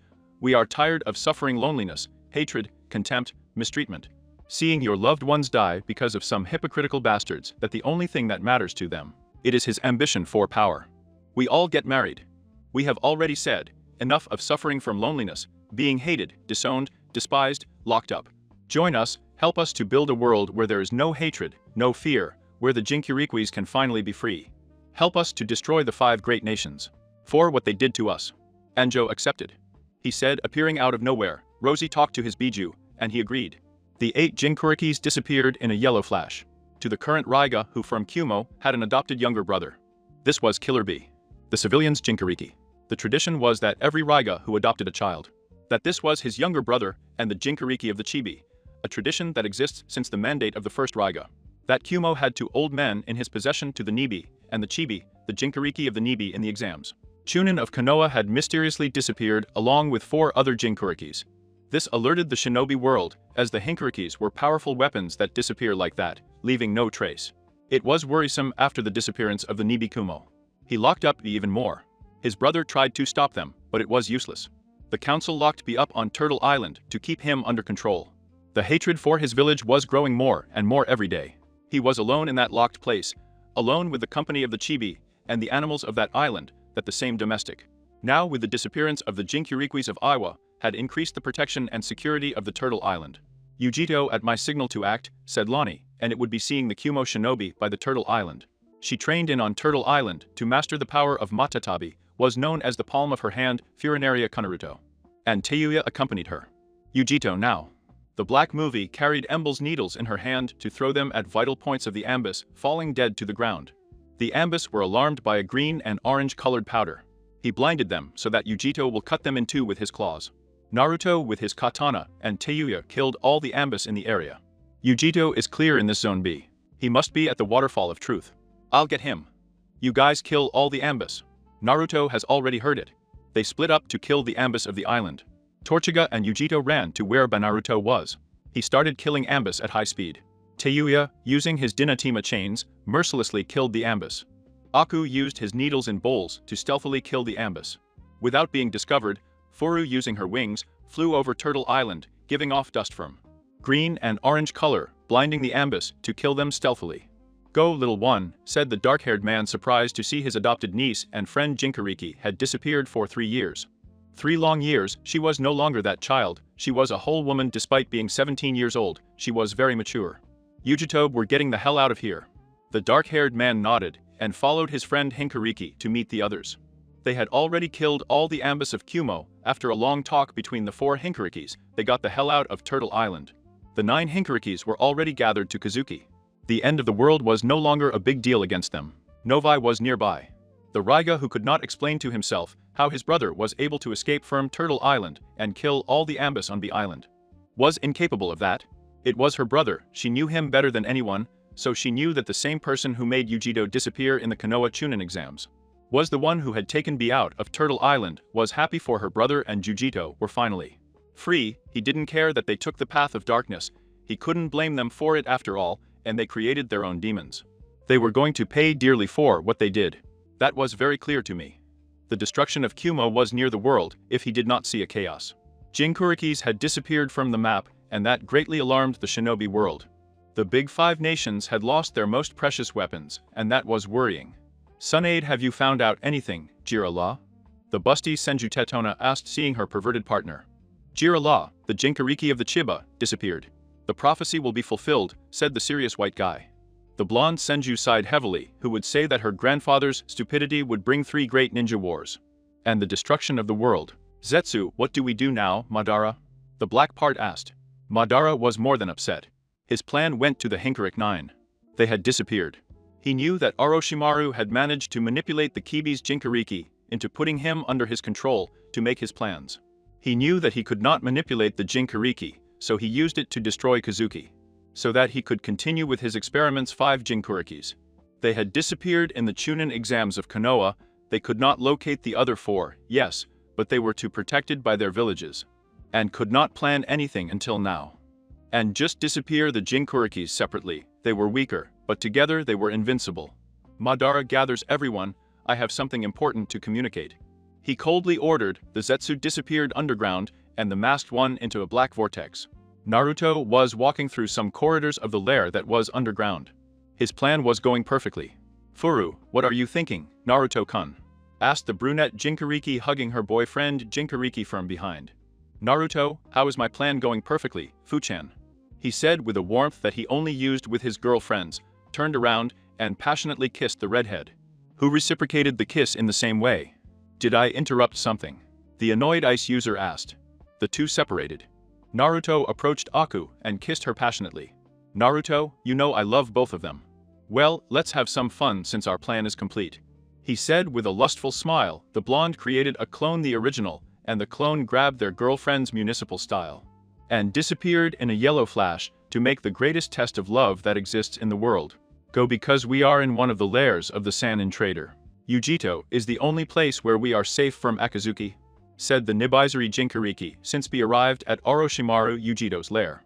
He explained everything he needed to know. The swarthy Jinchuriki was processing all the information to the Giki. He was fine with his brother's plan. It was time for humans to pay for everything they did to him in the past. "I see Kai when we will destroy Kazuki." "Yazato, sooner than you think. Get ready, because in 2 days Akazuki will be destroyed." Madara Uchiha was looking seriously at the 9 people in front of him. He was aware of how powerful they were. He couldn't against them. Only the Akazukis stared at the 9 Hinkarikis, 2 of them not wanting to fight against them. "Naruto, remember, leave Itachi and Konan alive," said the Hinkariki of the Kibi seriously, looking at the Akazukis, especially the guy with the orange mask. He had dreamed so much about his precious revenge. "Pain, remember to leave the Jinchurikis alive. We need them to achieve peace," the Akazuki leader said seriously. The Jinchurikis rushed towards the Akazukis, starting a great pitched battle. Yujitoni and Killer Bee versus Kisame Asigaki. The swordsman of the mist looked at the 2 Jinchurikis with an amused smile. He threw himself to beat the Jinchurikis. These with their katanas blocked the sword of the Igaki. Yujito gave him a strong kick in the abdomen that made the blue-haired man recoil a little. He goes and grabbed his 8 swords to hit the Kazuki. This one spat out some saliva. Jumping back, he started to do a quick sequence of water hands. It began to emerge from the ground, forming two water sharks that launched themselves to hit the two Jinchuriki. Yujito pulled out his claws to cut the water sharks into four tails of the chibi. He ran to kiss him invistiendo so that Yujito appears behind of him in the second chakra phase, and I hit him, giving him a powerful paw that sent him towards B, who threw a bijudama. That hurt kiss him quite a lot. Yujito with his tails grabbed the Sumeda sword and threw it away, sticking it in a tree. Both Kinkurikis killed with a powerful bijudama, the Kazuki who kissed. Gaara versus Sasori. The red-haired Jinchuriki looked with hatred at the blonde Kazuki. This one was on a big clay bird. Flying over the place, he threw several clay birds at the Jinchuriki. His sand protected him from the attack of the Kazuki. Gaara's sand tried to grab the blonde, but he dodged his sand by flying further. The redhead created a cloud of sand. Who raised him, being at the same as Deidara, the blonde of Akazuki, threw more clay birds that attacked Gaara. The sand of the Hinkariki protected it from clay birds. Gaara's sand caught Deidara. This one was surprised. He didn't realize that the one in front of him was a sand clone. Gaara sand coffin. The blonde Akazuki was crushed to death by the sand of Gaara. Yagura versus Asori. The Zambi's Jinchuriki was looking seriously at Suna's puppeteer. Yagura grabbed his cane and attacked the red-haired man. He took out his puppet from the third cake and attacked the purple Oji with his iron sand. The Jinchuriki spat out a water cannon that hit the sand. Iron sand, he had the advantage since the water could with the iron. The exchange entered the second phase of the chakra mode and spat out a large amount of hot water. Sasori tried to stop her with his iron sand, but it was useless. The water was too hot. Sasori dodged him, but Yagura appeared behind him and threw another Vijudama at him. By killing him, Rosie and versus Conan and Itachi. They both had a bit of trouble with the paper woman, but it was nothing that they couldn't that. Itachi was left with problems, he couldn't put them in his genjutsu. Because they were strong, and his Viegas would take them out of the genjutsu. Rosie ran towards Conan with the intention of hitting her, but she turned into paper after a few minutes. Rossi found a way to defeat her, knocking her unconscious. And had no problem knocking Itachi unconscious. Fur and Utakata versus Pain. They both had a bit of trouble with Akazuki's leader. 2 roads ran towards Utakata, and 3 towards Fur. Missiles were going to hit both of them, but Fur created a strong wind jutsu that split them in 2. Fur with his hand stopped the rhino to lift him up to the sky, put out his wings, fly, and throw him against the animal path. Killing this, Fur pulled out his katana and in one quick movement killed 2 roads. Utakata in Two Tails chakra mode eliminated the 2 paths. Shelves both were attracted by the Shinra-tense and Pain, but disappeared in smoke. So that a powerful Vijudama hit him from behind, killing him. Naruto versus Madara. Naruto knew how the Kama worked, and thanks to Kurama, he studied the power of the Sharingan mantle and the eternal Ichai. Sharingan had a special ability, and that of Madara, who was Obito, was the Kamu. And the Uchiha was already losing. The blue Oji appeared in front of him, and without giving him time to use the Kamu, and grabbed him by the neck so that his eyes turned red and his body falls inert to the ground. Kurama, I hope Uchiha won't give me indigestion. Naruto, now let's go for the original Pain. Akazuki had disappeared from the Hiraya map. I was very worried. I knew that meant the Jinchurikis. I was done with Akazuki. Their fear would soon become present. He was making present the destruction of the shinobi world. The 5 great nations were close. They were afraid it was impossible for the most dangerous criminal organization in the world to just disappear like that. And that there was no trace of the Jinchurikis was quite worrying. It had already been 2 months since Akazuki disappeared from the map, and there was no trace of the Jinchurikis. They knew how to stay hidden. Itachi, what are you planning to do, Naruto? Asked the Uchiha, seeing the blonde. It had already been 2 months since the Ikonin were captured by the Kinkurikis. They were going to bring the destruction of the shinobi world, and according to Naruto, the Ikonin was useful for their plans. Itachi and Konan knew very well how rotten this world was. Both were manipulated by the assumption.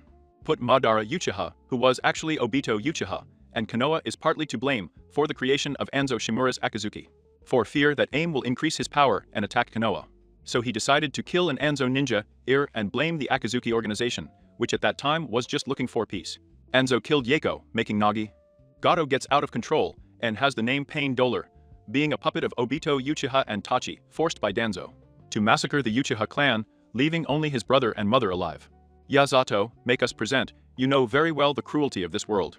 Our method may not be the right one, but we plan to bring peace to the shinobi world, destroying the 5 great nations, and bringing a new order where there is no hatred, corruption, contempt, loneliness, injustices. You, where the Jinchurikis can be free, You are free to choose to help us or not, that does not interest us. We don't need you, we are enough to bring destruction to the world.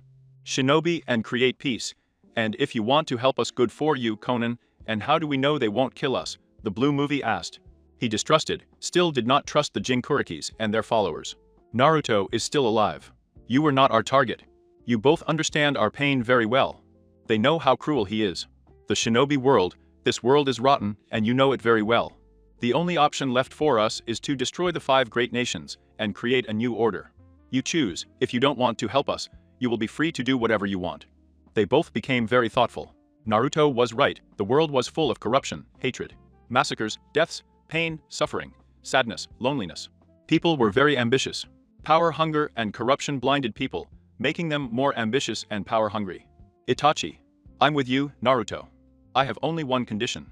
Fu not killing your brothers Luke, and your mother is not such an idiot to kill them, said one of the blonde's girlfriends who had heard about the preservation of the 4. Itachi, I am with you. Conan, I'm in. Furo, excellent, come with me, let's explain our plan. The brunette led the 2 Exekisukis to a room where she explained her whole plan to them. In Konoha, Tsunade Jiraiya called the Senju would be to the pervert this turning to see the blonde with a serious look. Jiraiya, I see right away, I send the messenger toads. The white guy said seriously to summon 5 toads to send the cages and the leader of the samurai a meeting of cages. The end of the 5 great nations was near. My Fune, let the cage meeting begin, the samurai said earnestly, seeing the 5 cages gathered in the room. Aogo, what dono, what did you call this meeting of cages for? The dark-haired man asked seriously, staring at the slug Sanin. Tsunade, to talk about something important about A's disappearance. The Kazuki and the Jinchurikis. Silence flooded the room. The air was so heavy you could cut it with a knife. They were very delicate matters. The most dangerous criminal organization in the world, which tormented the shinobi world for years, disappears from the face of the earth, as if it had never existed. And now the Jinchurikis, the most precious weapons and coveted of the world, disappear without a trace. First 5 Jinchurikis disappear in the Chunin exams of Konoha, and now, 3 years later, the remaining 4 Jinchurikis. Tsunade was spared the prophecy, since she was not going to worry the shinobi world anymore. If it got out, it would be absolute chaos, and it would be to the Jinchurikis. It would be easier to wipe the 5 great nations off the face of the earth, and they were not going to allow that. So the disappearance of the Jinchurikis is quite alarming, but I'm glad about it. This surprised everyone and happy about the disappearance of the Jinchurikis. Everyone knew that the Raiga who took good care of his Jinchurikis. But the village did not stop hating Yujito and Abe, despite their efforts to be recognized by villagers and the council. Did not stop hating them since Yujito disappeared in the exams. Chunin, they locked B up on Turtle Island with the intention of keeping him, controlling him, which made him quite sad that he couldn't. To be able to do anything to help his younger brother Tsunade, and Mei and Tamar, and the Kasiga, who understood to the Raiga that Onokis are only weapons, we have to recover them as soon as possible, to make them loyal to us again. Everyone looked with hatred, and resisted the urge to kill the Tsuchikage, as they dared to talk like that about the Jinkuri. Me and the situation is serious. The Jinchurikis have reason to hate us after all they suffered. I have a feeling that soon we will pay for everything we made the Jinchurikis suffer. Tsunade, look what you provoked, Grandpa. The Senju thought. He knew that his grandfather's idiocy would bring a lot of problems. More in the future, and now they were taking the consequences of their actions. Naruto, you're right, Mizuga-sama. Everyone turned to see the owner of that voice, to see the Hinkariki of the Kibi, sitting at the top of the room. The bodyguards of the cages came out and got ready in case Naruto attacked everyone. Except for Mikoto. Mikoto Naruto, the Uchiha whispered, I couldn't believe it after 3 long years. He had come to see Naruto again as a villain, the one responsible for the elimination of Akazuki and the disappearance of the Hinkarikis. She didn't know what she should do, but she couldn't even say anything when she had her best friend's son in front of her. Naruto, how long, mother? He said, as if the 3 years in which he disappeared were nothing. Naruto's biggest concern at that moment was not his adoptive mother, but the 5 cages. What do you want Naruto Uzumaki for? Seriously asked the Raiga, looking at the blue Oji staring. The Jinchuriki showed a smile full of sharp teeth and kiwi eyes. Naruto, I've come to make an announcement. I, Naruto Uzumaki, the Kiwi Jinchuriki, on behalf of the Uzumaki clan and the Jinchurikis, declared the Great Fourth Ninja War. The cages were in shock. Naruto Uzumaki had provoked the Great Fourth Ninja War. Now they were really fucked, they didn't know that. What to do or say more. Mikoto, who could not believe that the person who looked like a son had declared to the 5 great nations the Great Fourth Ninja War Naruto. Tennis reasons for doing so. The Jinchuriki suffered a lot because of the great nations. It was time to take revenge, and no one was going to stop them, and they knew that too much. Fine. Naruto, get ready. The end of the shinobi world is closer than you think. And with that said, he disappeared in smoke, showing that he was just a shadow clone. The Great Shinobi Alliance was born to defeat the Jinchurikis and their followers. Too bad their destiny was to lose against Naruto's great army. The big 5 nations were preparing for the worst. The Great Fourth Ninja War Naruto was not someone to underestimate. They didn't know what he had up his sleeves, but they were sure of one thing. The Jinchurikis were on his side.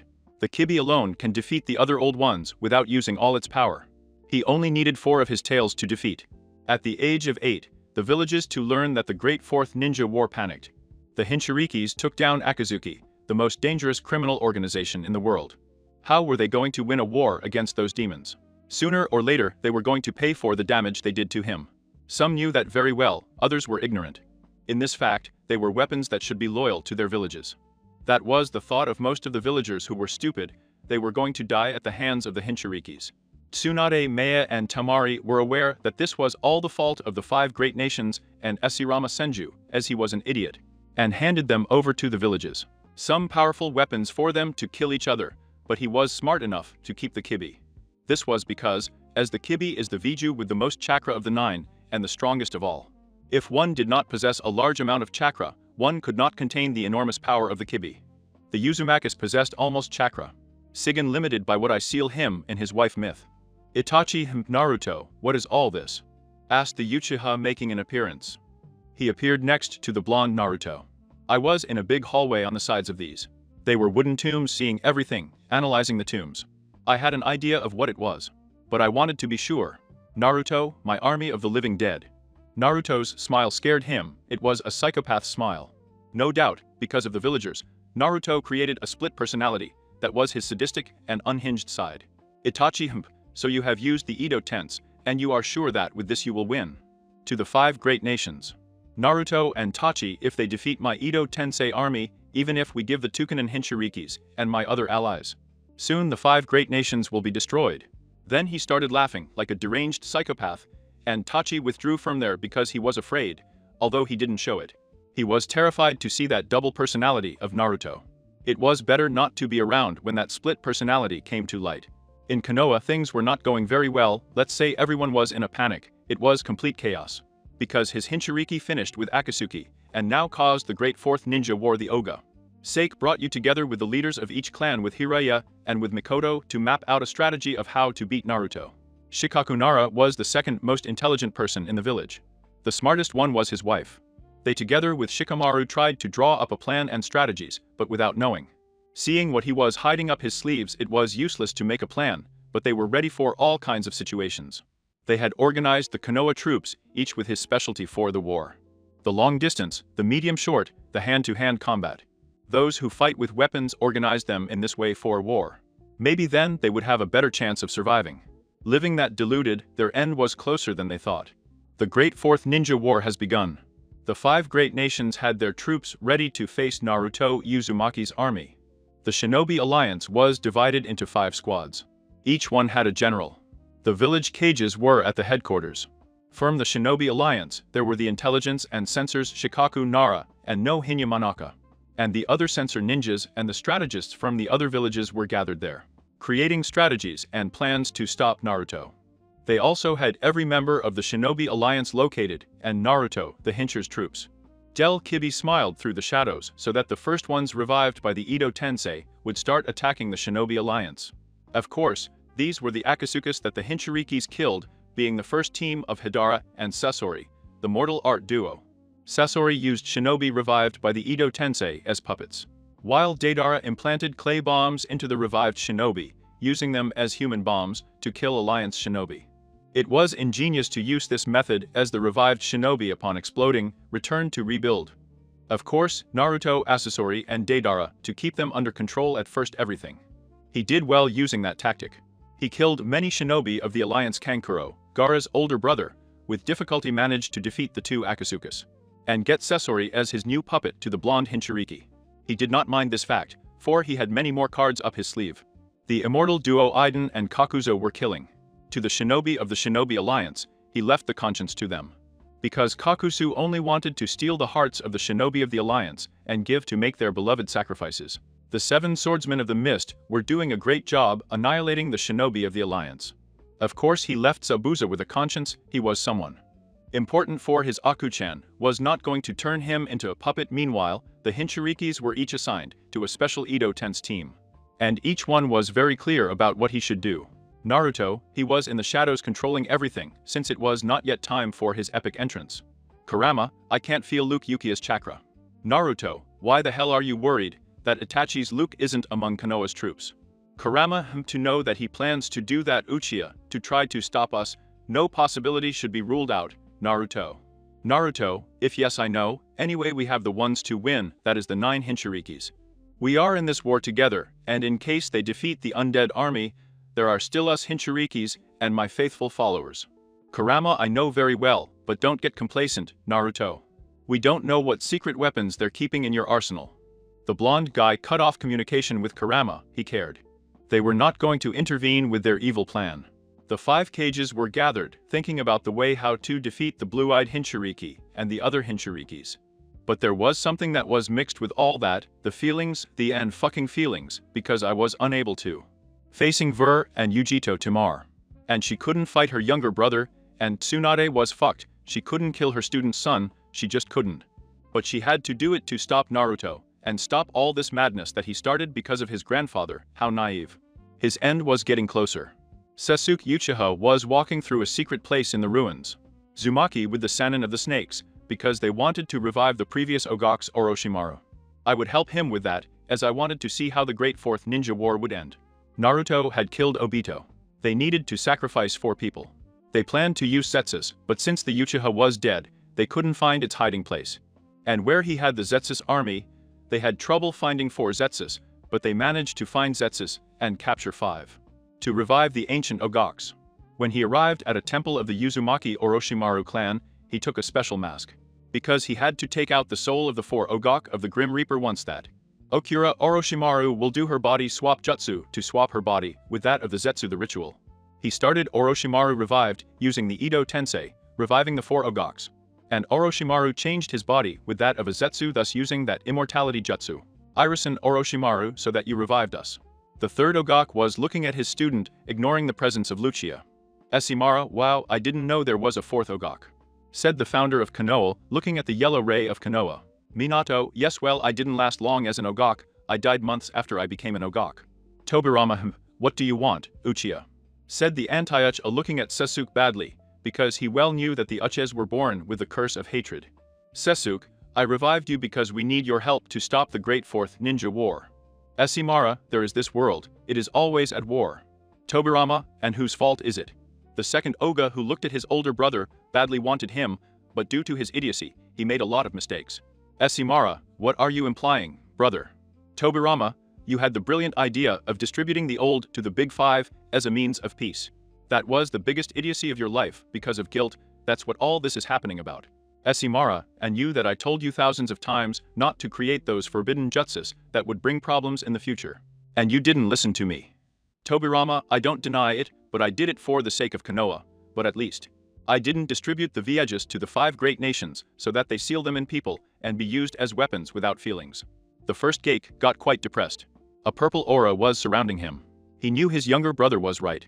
Minato ours and not bad memory, you are Sasuke, the son of Mikoto and Fugaku. The Namikaze became quite familiar to him. Sasuke looked like Mikoto, in addition to having the emo attitude of his father Fugaku. Sasuke, if it's me, Sasuke. Irisen Sasuke, who is the cause of the Great Fourth Ninja War. The Sarutobi had an idea of who could have caused it, he was afraid that it was reality.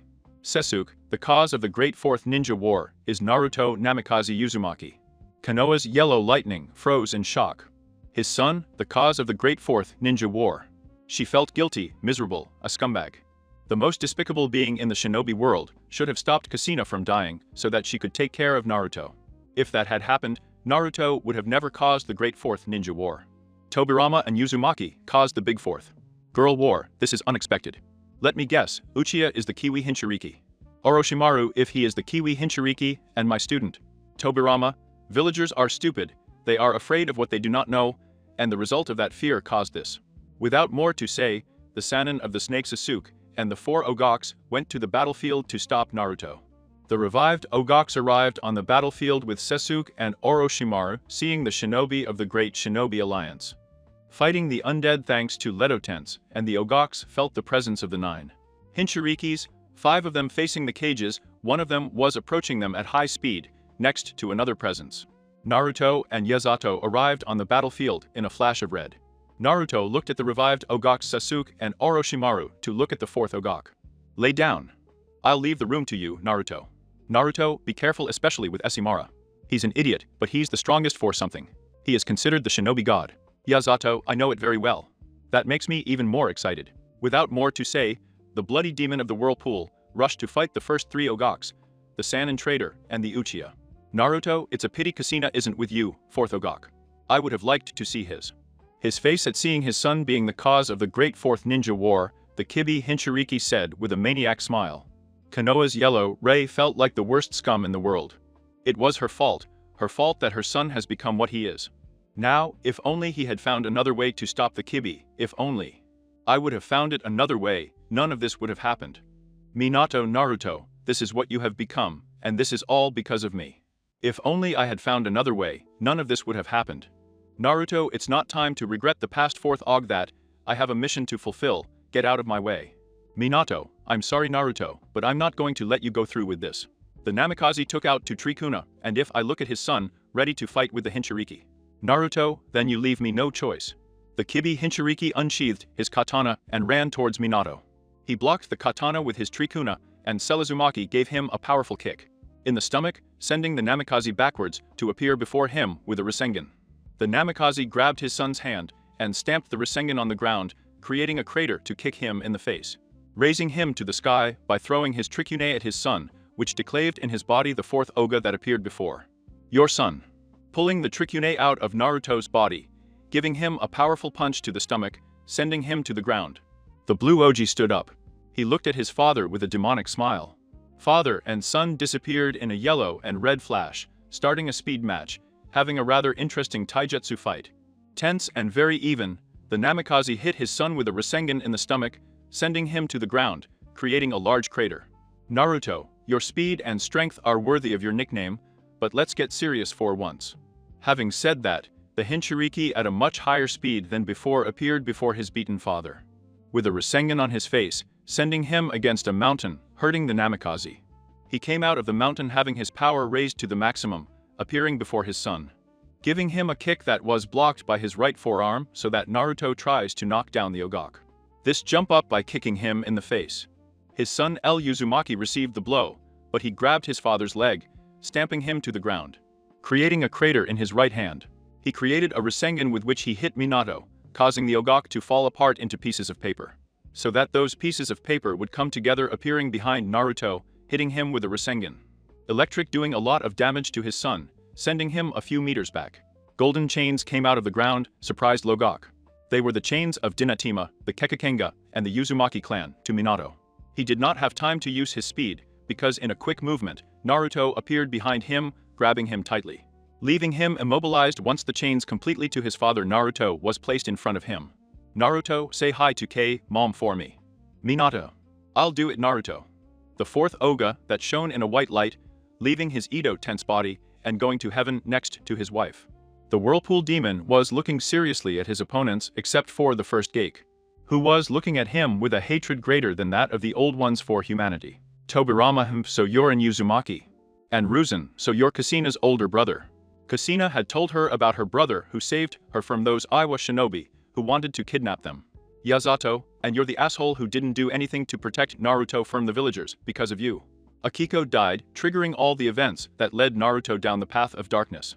Tobirama, not only because of Irizen, mine, also for choosing this asshole as my successor and my brother's idiot. For handing out the old guys as weapons for the 5 great nations. Irizen bara Esimara hey. Tobirama, you two shut up, you assholes. Yazato, you know, Tobirama, you're the only shit I like, I respect and admire you as a shinobi. The only problem I have with you is the forbidden jutsus you created. Tobirama, I did it to protect the village. I made a lot of mistakes, I admit it, but not as serious as that of these assholes I have as a student and as a brother. He shouted at Irizen and Asimara, making them depressed god level. Sasuke, enough talking, time to fight. Yazato with Sane Uchiha. At an incredible speed, he appeared before Orochimaru and Sasuke. Giving them 2 strong blows to the stomach, he grabbed Lucia's face, stamping it to the ground with enough force to stick his katana to Orochimaru in the stomach. He tried to hit Uzumaki, but he grabbed his hand and broke it very hard, kicking him in the face, raising him to Orochimaru. He undid in snakes that attacked the red-haired man, who cut the snakes into 2 block Irizen's cane with his forearm. So that in a quick movement he kicks him in the legs, knocking him down a big wooden dragon. What?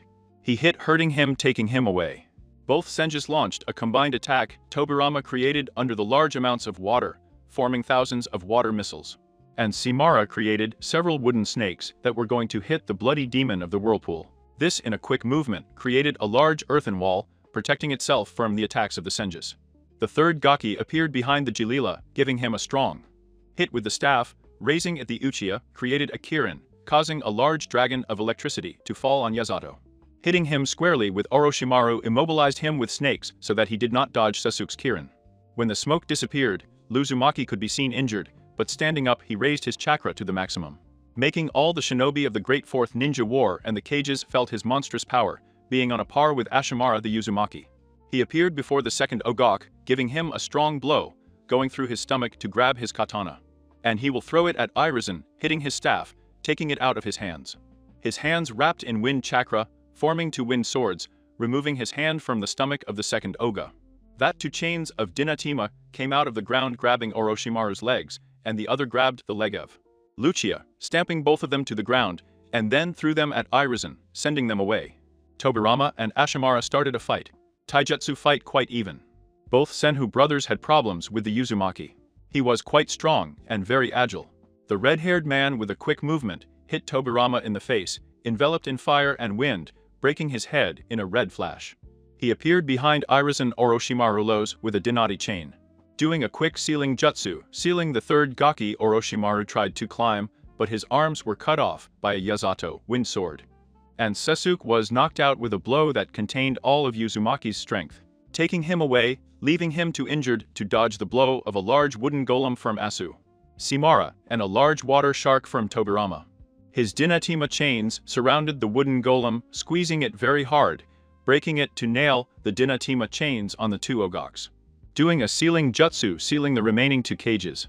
Yazato were worthy adversaries, said the bloody demon of the whirlpool, looking at the bodies of the 2 sealed Senjus.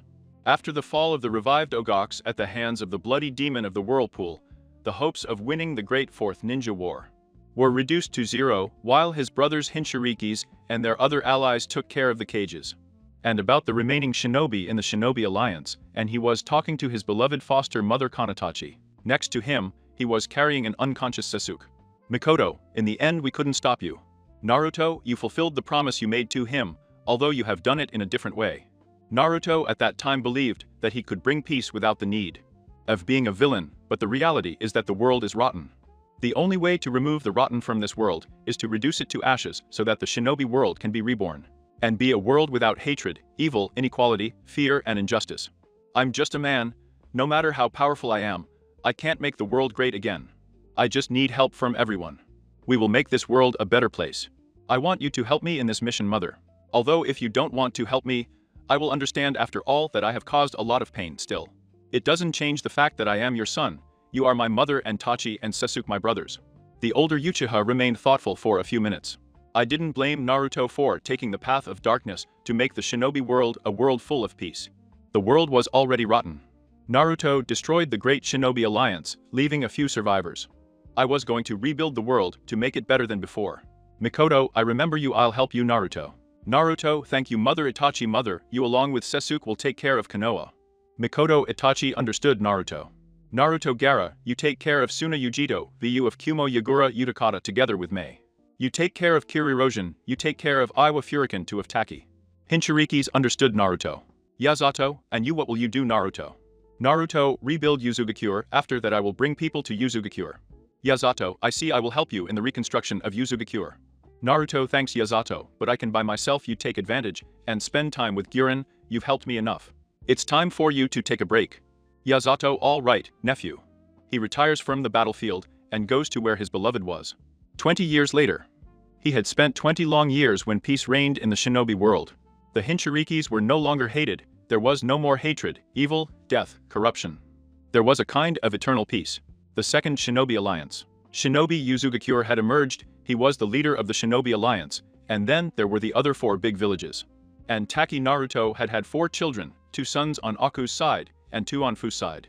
I couldn't be happier. I was the father of 4 wonderful children. The other Hinchirikis also got married. Having children like his other friends, Yazato had 3 children with Gar in the new generation. I would grow up knowing that the previous generation brought peace to the shinobi world. End of the story. Don't forget to subscribe so you don't miss the next theories. The link of the creator of the story will be in the description. That said, see you in the next theory. Bye.